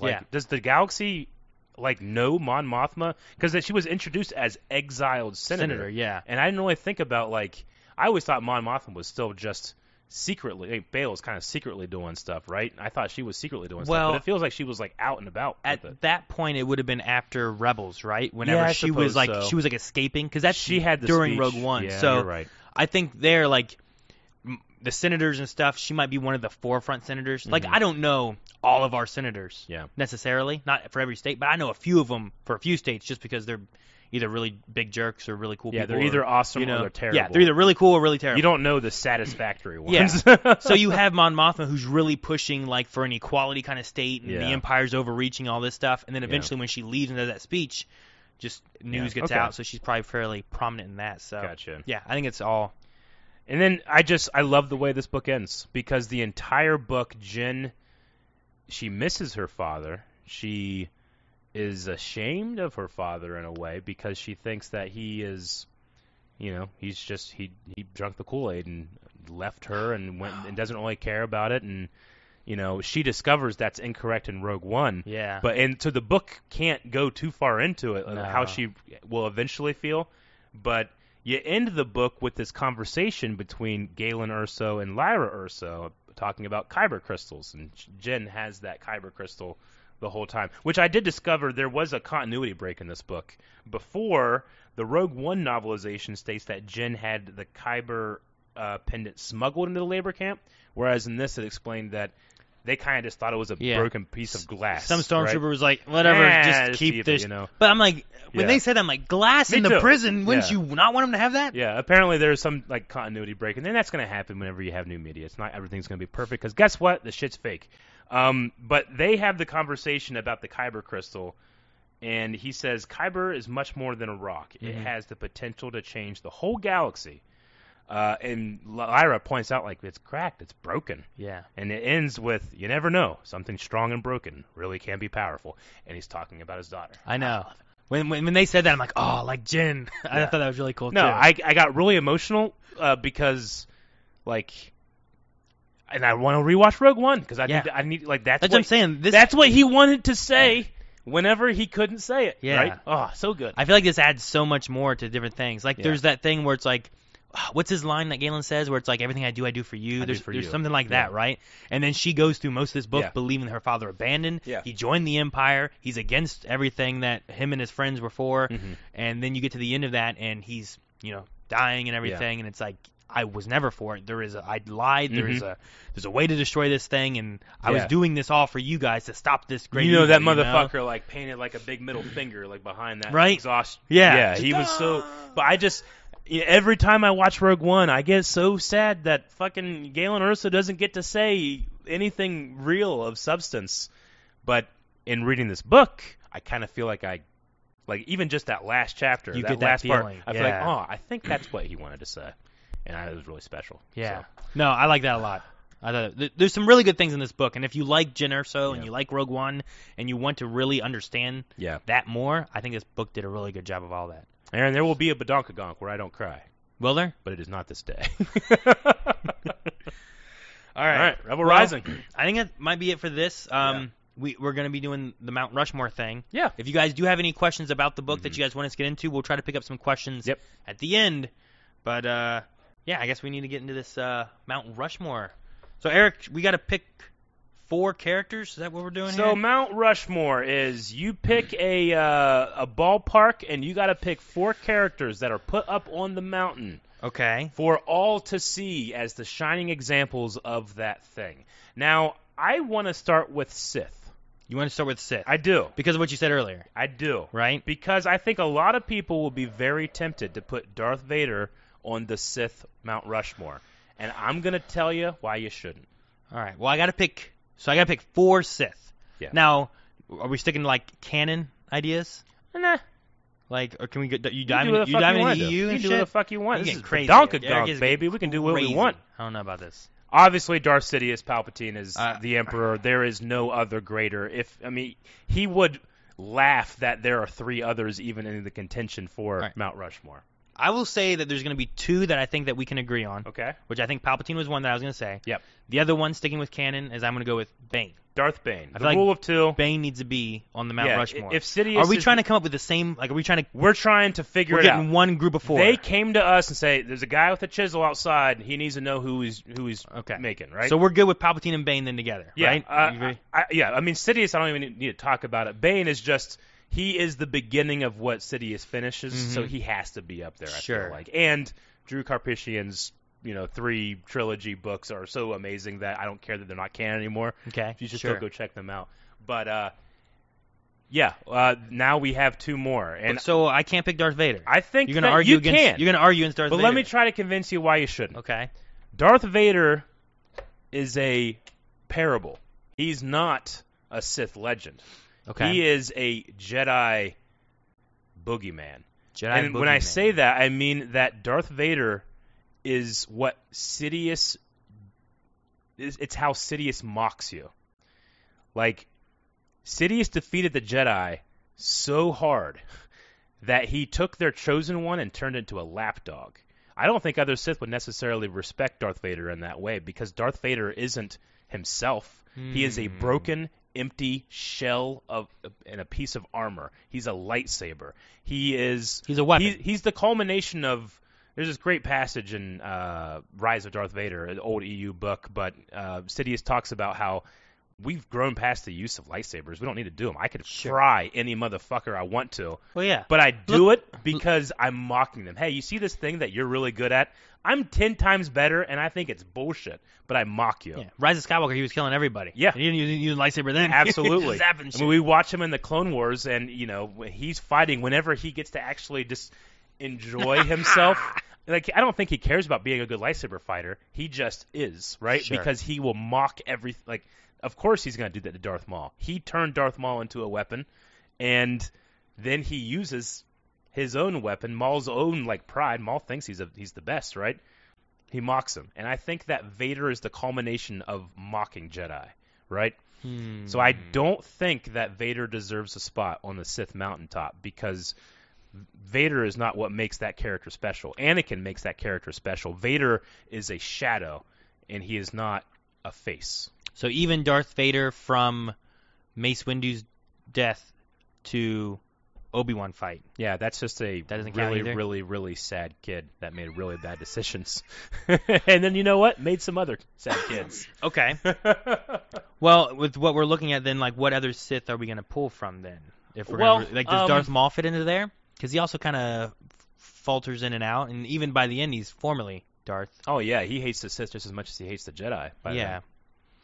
So, I don't know if he's a great choice either. I mean, I think that we could cheat and say, all right, Vietate from Star Wars The Old Republic, the old Sith Emperor of the Sith Empire. Yeah, but let's at least maybe try to keep it movie adjacent or TV show adjacent in that regard. Keeps it trickier, I feel like, because especially if you're looking at canon stuff right now, I don't feel like you have too much. Not too much. I mean, you could also make a case for Revan, because Revan is one of those characters where, it's not his choices that fucked him up. It's other things fucked him up, right? So as a Sith, he might be up there in terms of teaching and in terms of knowledge, in terms of mastery. Like, Vader is powerful, but I don't consider him a Sith master. Okay. I consider him an open wound of a character that, by his very nature of being a virgin in the Force, is just power incarnate, right? But it's not necessarily because he was a Sith. It's because of who he is. Or I should say, who he no longer is. Yeah, sure. Whereas Revan, that's not necessarily the same thing. So I think you could throw Revan on there, but with an asterisk, Okay. a little bit. I mean, I can think of other things from EU. Old EU, things, you have Exar Kun, you have Jun Tapal, you have all those old characters. Sure. But I would much rather put Darth Tyrannus up there than I would Vader or Maul, I think. Because that is the Sith that succeeded in everything he was asked to do until he was betrayed, right? Sure. I mean, think about when he does was Dooku replaced. fail? Yeah. Dooku never fails until he Yeah. is beaten by what becomes the next apprentice. Yes. Which is kind of how the Sith work, right? Yeah. Either you find an apprentice stronger than your current, or your apprentice gets stronger than you and overtakes you. Sure. So, sure, I can see that. Yeah. So if we did have Tyrannus, we're still missing one. We are. I don't know. What's the? No, I was thinking we have the Master of Palpatine, Plagueis. Plagueis. But Yeah, we have Plagueis. That's mentioned, and that seems maybe important if it created Anakin. Another fantastic book that we kind of have to throw out all the cool stuff from there, but yeah, I mean, I would say so. If his idea of creating life and stuff leads to the Yeah. creation of Anakin, that's been theorized, I suppose. I don't think it's been outright said, Sure. right? That Palpatine created him or anything. Yeah. So that seems important to what Yeah, happens, but Let's throw in just Darksiders in general with this thing, right? Because I think that when you think of Mount Rushmore, you think of oh, look what's come before, and can I aspire to that, right? Because you have some Darksiders that were very successful, were very, I hate to use the word inspiring to others of his ilk or their Sure. ilk. What about, you're looking at the Old Republic, you said Revan. What about Malgus? Malgus, yeah. I mean, he's like a Darth Vader, pre-Darth Vader, but he's You know like what? actually all him. I you might know? put Malgus over Tyrannus. Yeah, I think so. Just the few things I know about him, but I did read his book. Yeah. And I love Deceived. Deceived, and I love the story of him giving up that woman he loved because it, like we talked about with Saul earlier, Weakness. it made him weak. Yeah. Whereas Okay. most Sith, they fight for their passion. He has passion, but like he uses his own decisions to piss himself off. Sure. So I would say Malgus is pretty up there All as right. well. So we have Palpatine, Bane, and Malgus. Are we taking Tyrannus off, or do we leave him as the fourth? I would leave him as the fourth Just again. make that our 4? My thing about this was just to say why I thought Vader shouldn't be. That's the there. whole reason we said this part? That's the only reason, and maybe that gave us some opportunity to get some other options for different Mount Rushmores. Different for Mount discussion. Yeah. Rushmores. Yeah. Well, we could do another Mount Rushmore. Yeah. Did anybody have any Mount Rushmore ideas? I don't know. I mean, didn't Jedi's gonna really be think way we harder. could've- Yeah. Yeah, I think so. It's the opposite. Should we just do Jedi? Yeah. Okay, let's just do Jedi. Okay. I wrote down Sith here. Let me put Jedi here now. So the Jedi that you aspire to be, and we'll keep it movie adjacent, but also if you just want to throw some shit in there, like we make the rules, Just throw shit. not them. Who's important for the Jedi? Does Yoda have to be there? Like Yoda is like when you think of Jedi, like everyone thinks of Yoda, right? They do, but Yoda is maybe more responsible than any other Jedi for the fall of the Jedi. He was the Grandmaster when it happened. Sure. He was full of self-doubt Yeah. in a way. Yeah, I get what you mean. Like but he he's finds also... it later, but I mean, he's incredibly wise. It's a really weird balancing thing that George Lucas had to do, which is like, hey, the guy that has every single answer to any question you have, like he doesn't know everything, and you're like, Sure. huh? Yeah. And somehow George's able to write around that. Yeah. Darkness clouds everything It and does. stuff, and you have problems with that. Sure. I mean, you could say some of that maybe also falls to like the rest of the council too, and not just solely on Yoda. Like Yoda, I don't feel like ruled the council of Yeah. like a very stern like listen to what I say. It was very council driven. I feel like so. Yeah, Maybe. I think for me, and I understand that, he holds a lot of responsibility, but you know what? I watched the Obi-Wan show. No, he doesn't. He got absolved of that guilt. Obi-Wan Kenobi, I think, is my number one Obi-Wan. for the Mount Rushmore of Jedi. Because when you look at his quote-unquote failures, there's a lot of, did Sidious do that? Think about his triumphs, even in his grief, right? Okay. Like, think about his pitying of Maul. Yeah, sure. Like when he kills Maul because Obi-Wan has a guard post and he will defend it, and he does, and he pities Maul. Maul who killed Satine. Maul who haunted him, and Maul who killed his master. He has every justification to feel anything other than pity, and he doesn't. And I think that's something to strive and he for. doesn't once draw his saber until Yeah. he feels like the duty he's there for is being like threatened. Yeah. Right? Mhm. And then he decides to go through with that. Yeah. Sure. I put guess him up so. there. Even especially with the fluctuation and like the Yeah. guilt that he feels through the Obi-Wan series. Yeah. I think feeds well. He also, as opposed to Anakin, refuses. Well, I guess I don't know if he refuses because he also has the line of like, if you would have said the word, I would have left. But he has that same kind of story Anakin has, but he doesn't do everything he can to protect the one he loves. He doesn't Yeah. leave the Jedi Order to be with the one he loves. And I think that he line chooses that- one or the other, and He he does. chooses the Jedi Order. He does, and I think that line that you just said from Satine, like if you had said the word, I think that if it weren't for him being who he was, Satine would have asked him. But because he is that Jedi that deserves to be on the Mount Rushmore Jedi, she never did. Sure. She knew that that was him. That's Obi-Wan Kenobi. Who was Obi-Wan Kenobi if not a Jedi Knight? It wouldn't be the man she loved, even though she's very frustrated with Jedi philosophy. Sure, That's yeah. him. So it's very tragic, but I think in tragedy he kind of proves like his worth. And I'll even go so far to say that his biggest misstep is Anakin, right? Yeah. But one, it's the promise he made Qui-Gon in his death, trained this boy. I was a Padawan 10 minutes ago. Sure. And now I'm a master, right? He even says in his first inclination of him is like, why do we pick up another pathetic life form? You so know? like he was not for it. his greatest failure, Anakin Skywalker, is incepted by duty. Sure. Duty to another Jedi that believed in something that he doesn't understand, which is essentially all Jedi, because once you say that you understand the Force, you realize that you don't understand anything, right? So I always really respected his choice there. But also, he's up against the number one on the Sith Mountain, right? Because I was talking about this in our Star Wars Discord. I go in there every once in a while in our Discord. We have a Star Wars channel, and we were talking about like just how planned out does Palpatine have this shit, right? Sure, yeah, that's a good question. Did he want Obi-Wan to find the clone army at that moment? Because if he did, the way he did it was he had his guy, Dooku, find another guy, Jango, find another girl, Zam, find a droid, ASN-121, that got two Cahoons, the worms, to kill Padme, yes. right? Like, it's such a convoluted, trickle-down thing.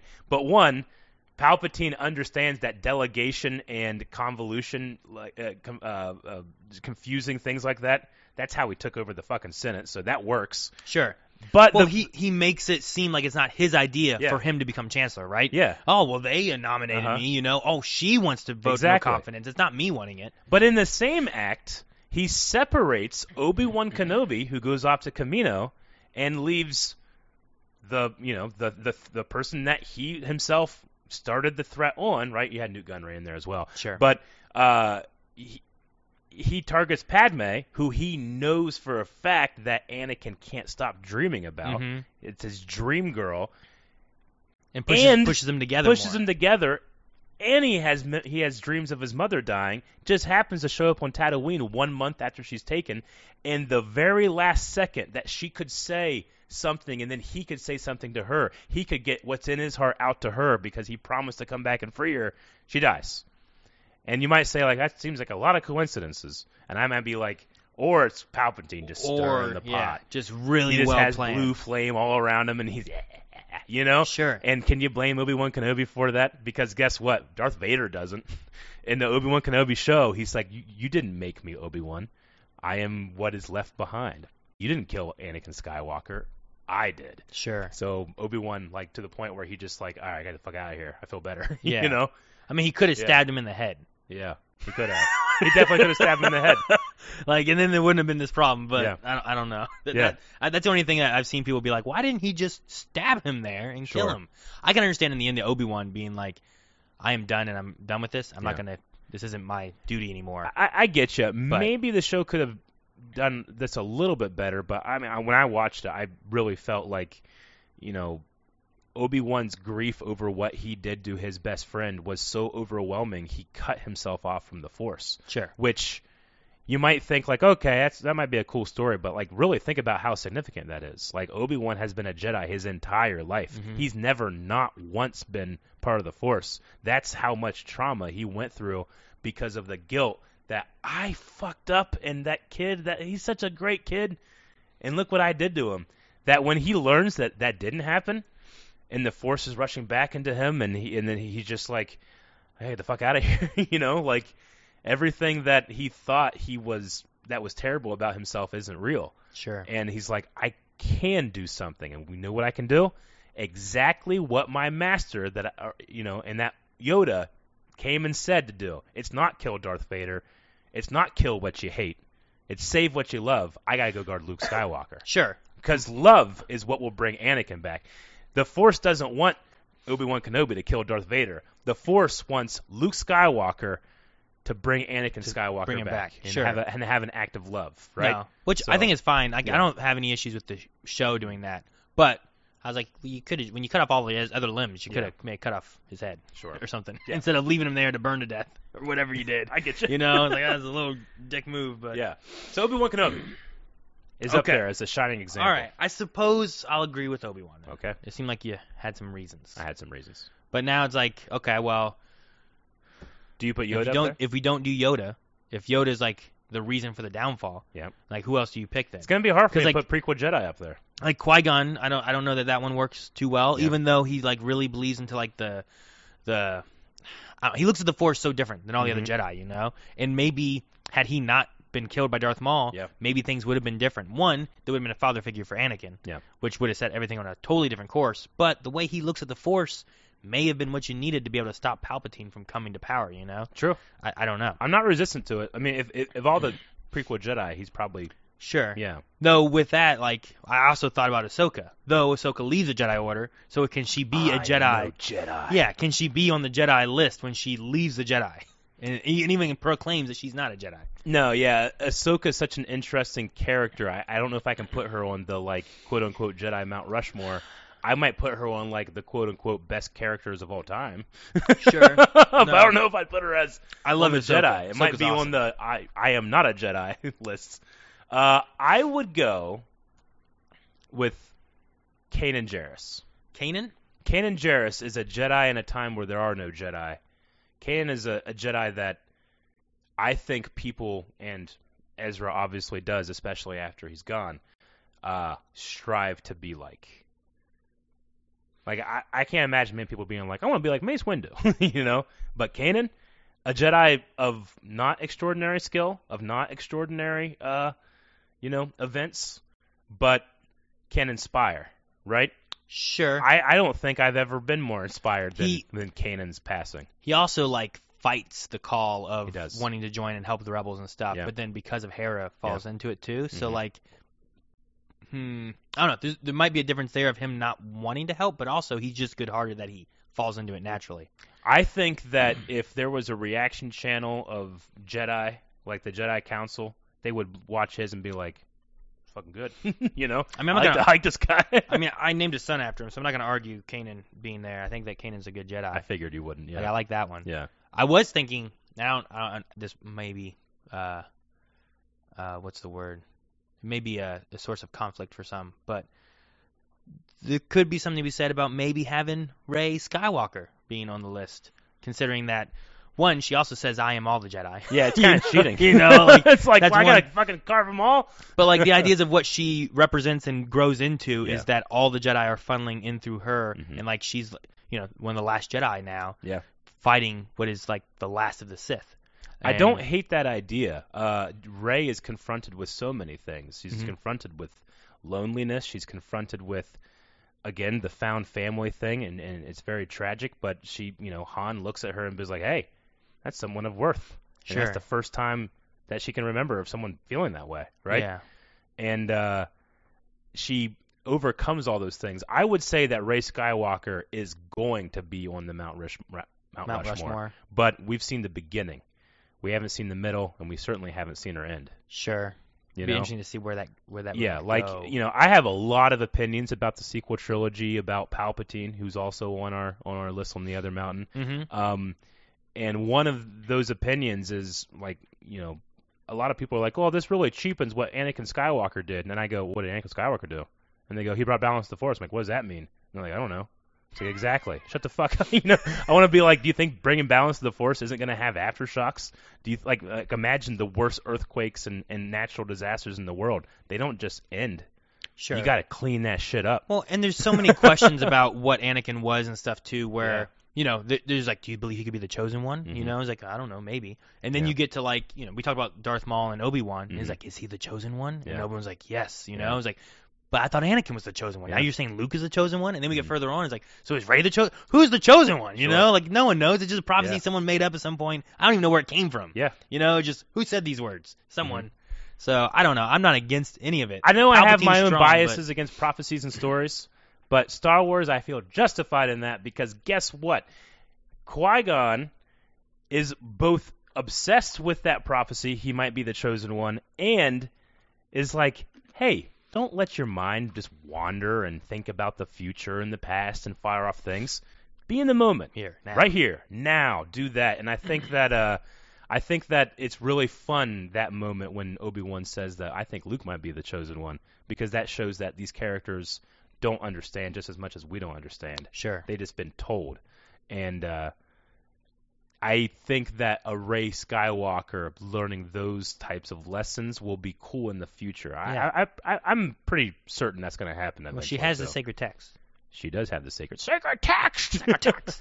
Page turners. So we're not. should we not put Rey on this list then, or should I just kind of Rey until I have another person? I don't know. Maybe we could probably put Rey on this list. Someone's gonna be like, Jedi, Obi-Wan, Kanan, Rey. Where the fuck's Yoda? You know? I'm not opposed to Yoda. I mean, you know what? Like, I keep thinking of Yoda as he was, not necessarily as he is. Like, Yoda learned a lot in his exile, and I'm assuming learned a lot in his death, right? I would be interested to see what he's like too. You know, he was mentioned so many times in the High Republic book we read. Like, if they actually bring him into the books, I'm interested to see what younger Yoda would be like. You know, someone said, but didn't George literally say Anakin was the chosen one? Yes, he did. But guess what? George Lucas also does. Contradicts himself all the time. How do you Don't let the truth get in the way of a good story. How do you say Solo's first name? Huh? How do you say Solo's first name? Han. I hear George say it one way. I hear Harrison Ford say it another way. Boo.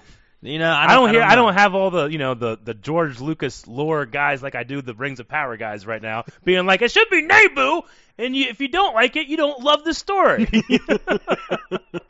No, I love the idea that, I mean, and I think that prophecy should be handled this way in stories anyway, right? Like, it needs to not be divine. It needs to not be looking down upon all these little characters and, you know, well, yeah, you have your stories and thoughts and feelings and free will, but guess what? I'm making it this way. I find that to be kind of boring. I think it's way more interesting to have characters wonder, right? And I think characters should wonder if Rey is the chosen one. I think that people should wonder if Luke is. I think people should wonder if Anakin is. And I think that if we kind of like limit ourselves and just put that idea in a box, it's way more boring to me. So. Okay. But that being said, I think Yoda has my favorite lesson of a Jedi, which is the failure lines from The Last Jedi. He has great ones. So I love him. I love that. I think I was being stubborn. I love how, like, he looks at the clones and sees individuals and stuff, where, like, you see that some other Jedi, like Krell, don't look at him like that, you know? Sure. So there's definitely things with Yoda that I really like. What might be interesting is maybe, like, especially as we read more books, like, I don't know a lot of the High Republic Jedi too well, you know?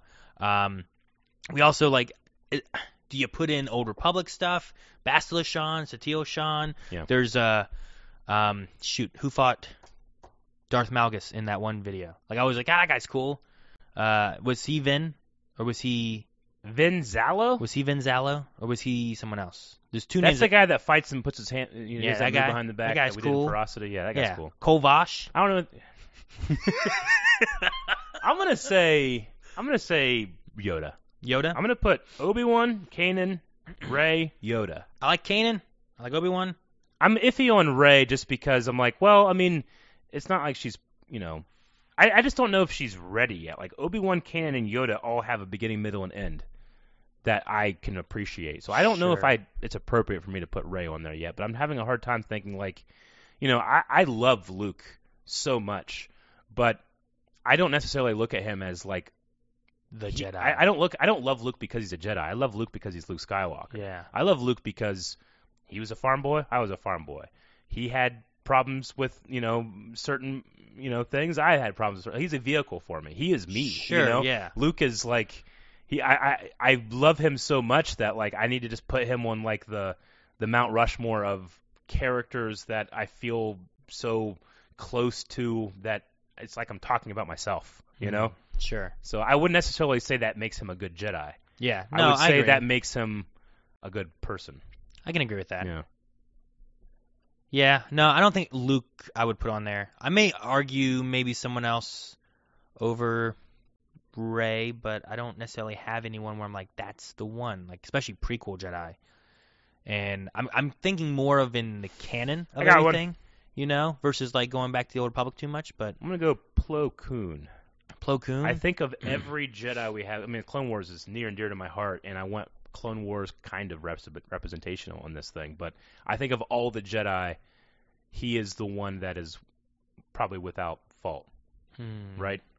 Like, there's certain ego and certain like Mace Windu. his kind of what falls into his downfall. He's like, he's too dangerous to be left alive. Mace's duty above all, in a way. Him falling to that was then Anakin Yeah. being like, no, and then that happens. Yeah. You know, had he not been that way, maybe him and Anakin would have arrested Palpatine and done something different. I'll always love it. I'm going to put him on this mountain just because of this moment when Ahsoka... Damn it, Eric. Well, Who taking off? Ray, I would say. I'm going to put him on there. I mean, yeah, he discovered Ahsoka, but the moment I love the most is when Ahsoka uses Master Plo to say, like, well, he said I could go on the mission. I think it was the Citadel, right? It was when they were going to the Citadel, Yeah. and she froze herself in carbonite to come and stuff. She goes to him for advice, and he doesn't say go on the mission. He just says, like, he gives this piece of advice that whenever they go back and Anakin's like, well, Master Plo told you to do this? And he looks at himself and goes, I suppose I did. Which is one of my favorite moments in all of Clone Wars. And I feel like that is... I think that the Jedi, like Plo Koon, need to be represented up there as well. Sure. Which is like, you don't know everything. In his advice, Yeah. it was interpreted one Yeah. way. And he's like, well, I suppose what I said did lead her to this decision. So So I'm going to go Plo Koon. Also, I just saw the art of Mandalorian Season 2, and they have the... you would. It's You're so recency cool. bias. No, what? Recency bias. I just went back to Recency. 2009 or 10 or I don't know when that came out. The Clone Wars episode. Come on. All right, so we do Plo Koon instead of Rey. So that Sure. leaves us with Kanan, Obi-Wan, Yoda, and Plo Koon. hmm And for Clone Wars representation, just you know Obi-Wan, Yoda were in Clone Wars, right? I do. Okay. But I mean, they were in other stuff too. I know Plo Koon's in the movies too. Plo but not Koon was in much. some Not movies, much. yeah. Yeah, and he's in the Mandalorian book. You're right. All right. No, I think I defended myself. Do you have any other that you want to put up there? Like I said, I was the thing about Old Republic stuff. Revan kind of like was in my mind a little bit, but he's also a tricky one that I find kind of like Ahsoka. Like we talk about how he could maybe be Sith, but he could maybe be Jedi. He could Maybe. you know, like I mean, honestly, the only reason I'm not pulling from like stuff like the High Republic is just because I've read one book. yeah, I don't feel like I know enough of High Republic. Yeah. And I also feel like I'm trying to think of more what's in canon. Yeah. And right now, Old Republic stuff isn't technically in Agreed. canon, even though we put Malgus in the Sith. Mhm. But I think Malgus is badass. But I also like Revan a whole lot too. Yeah. But he's just such a tricky character. You know? Yeah. So, I don't know. I think I'm okay with this. It might be fun to come back and revisit this and see if maybe, like, down the line, Yeah. like, our Mount Rushmore ideas would change. Like, you know what? Now that we've had this, Rey, I'm getting rid of Plo Koon. Putting Rey in there, you know? Yeah. I think it's so appropriate for us, too, that we asked for people to give us prompts, decided to do our own, and now we're almost out of time. Yeah, we are. We are. We can probably try to grab a question or two Yeah, before we let's do wrap that. up and see if there's any thoughts from questions and Or we stuff. can even do like a really quick Mount Rushmore. I Really, saw one. how are we going to do a quick I saw Mount one that Rushmore? was droids, and I think that That's going to be quick? That's going to be easy for me. Chopper, R2. R2. I don't know if I'm going to put 3PO on there. I'm going to put 3PO on there? He annoys you, huh? No. That's what you're thinking of. I love him. The guy's kind of annoying. But I don't know if I aspire to be like him. You aspire to be like R2 and Yeah. Chopper? Oh, fuck yeah. One is badass and the other is loyal as hell. 3PO is there. Sometimes. Who else you picking here? Maybe we should save this one for a later time. Okay, yeah, maybe we should. maybe we do a Q&A or two. Okay, do a question. Do a question. Let's see here. How about what we got? We got Super Nerd Gavin says, so now that we've had Rebel Rising and Andor, which Rogue One character would you choose to expand on next, and in what medium? Would it be a book, a TV, movie, animated, video games? So who from Rogue One? Dude, I would love to know what like Chirrut Imwe and Baze Malbus. Baze. Yeah. What they did before. That'd Yeah, be so cool. That would be fantastic. I'd I love would to see that. that. That's probably my favorite thing. Yeah, you're right. Right? I have to just go with you. Like, Yeah. has he always been blind? You Yeah. know? Did he Oh. become blind from an event? Oh, Or I didn't think about that. You know? I don't know. Like, I'd love it. Does he have a connection to the Force, or he just really believes in this stuff? He and has never... to. He sensed the Kyber crystal, and he's blind. Yeah. And he can hit people. He's Daredevil. Like, he talks about Andor and the feelings he has or whatever, right? Like, Daredevil has, like, he's not just awesome with senses. He got, like, shit in his eyes and chemicals and... yeah. They create But the he turtles. wasn't blind originally. Yeah. Like, You're did right. he I gain know it? I think about Was that. there a Force accident that made him blind? Thus, he had the Force. Mm. I don't know. Yeah. But it could be anything. I'd like to see what they do. And that could be, man, I don't know. I don't want to do it animated necessarily because I want to see him be able to fight. That would be really cool. Mhm. So I think I just want it to be like in TV or movies or something. Okay. Or a video game would be really cool. That would also be really awesome. I'd be okay with that. Wait, Man, what's it look like? I don't know. Because I can make that real quick. Just sound effects. I remember getting tricked being like, Marvel releases their new Daredevil video game, and you open it and it's just a black screen. Man. It's like it's a point of view from Daredevil. Let's grab one more before we end because it's already 5 o'clock. All right. Let's see. How about this one from Yizing, who says, I really liked how this book talked about the nitty-gritty of the rebellion. Yep. Saw talked about how one of the sides needed a big enough tragedy to galvanize their side. And we do know that Alderaan ended being a huge recruiting tool for the rebellion. Yeah. Do you think this was Tarkin's mistake in targets? Or was it an inevitability of creating the Death Star in the first place? That's an interesting Tarkin's idea. Mistake? That's a great question, by the way. Is it one of Tarkin's mistake in doing that? Should See, he? What a shame that I love the idea of a character like Cara Dune. Unfortunately, what happened in real world stuff happened, and we might not be able to get and expand about that. But I love the idea of a person from that world Yeah. that is not like people from that world, right? Because Alderaan is about statesmanship and poetry and art, and Sure. beauty, and it's not about weapons. We have no weapons, is what Leia says about them. Like they're pacifists. They love, they want to be able to live, and because of what Tarkin chose to do, he creates characters like Cara Dune that are angry and mean and effective, but lost. Like there's all these things out there. But as you say, it is a great way for recruiting. Yeah. I think in hindsight, you could look at it as being a mistake. Mm-hmm. I understand that. However, I don't think he was expecting the Death Star, to be blown up by a little ship so easily. Yeah. That I don't think it would have been an issue because you would have had a giant space station that no one could have done anything with, Mhm. But yeah, I think in hindsight, maybe we should have not done that yet. Maybe we should have waited, come back to it because it has hyperspace. It must. How else is it going from planet to planet? Yeah, it definitely has hyperspace. Yeah. We just never see it travel anywhere. I That would don't be think. goofy. I guess. Boom! Jesus, there's a moon gone.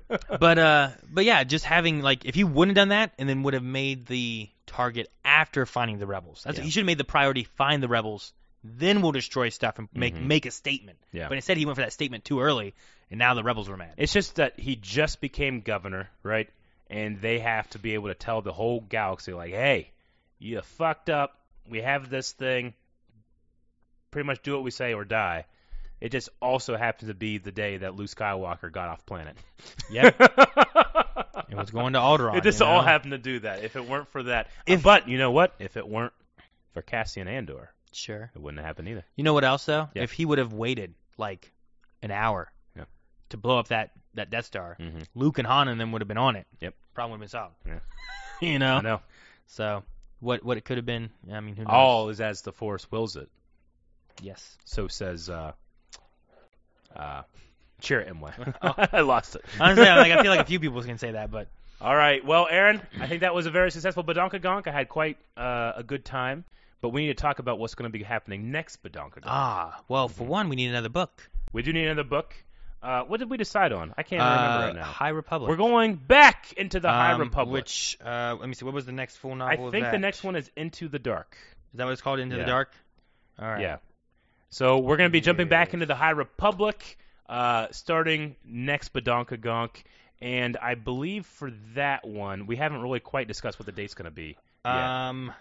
Yeah, it's bouncing between the last 2 weeks of October. Mm-hmm. So we'll let you guys know. Make sure you guys follow over on Twitter. Also, good old Gonk here has his own He does. Twitter too, so we can announce It's on all limited that too. what he can share, but he try.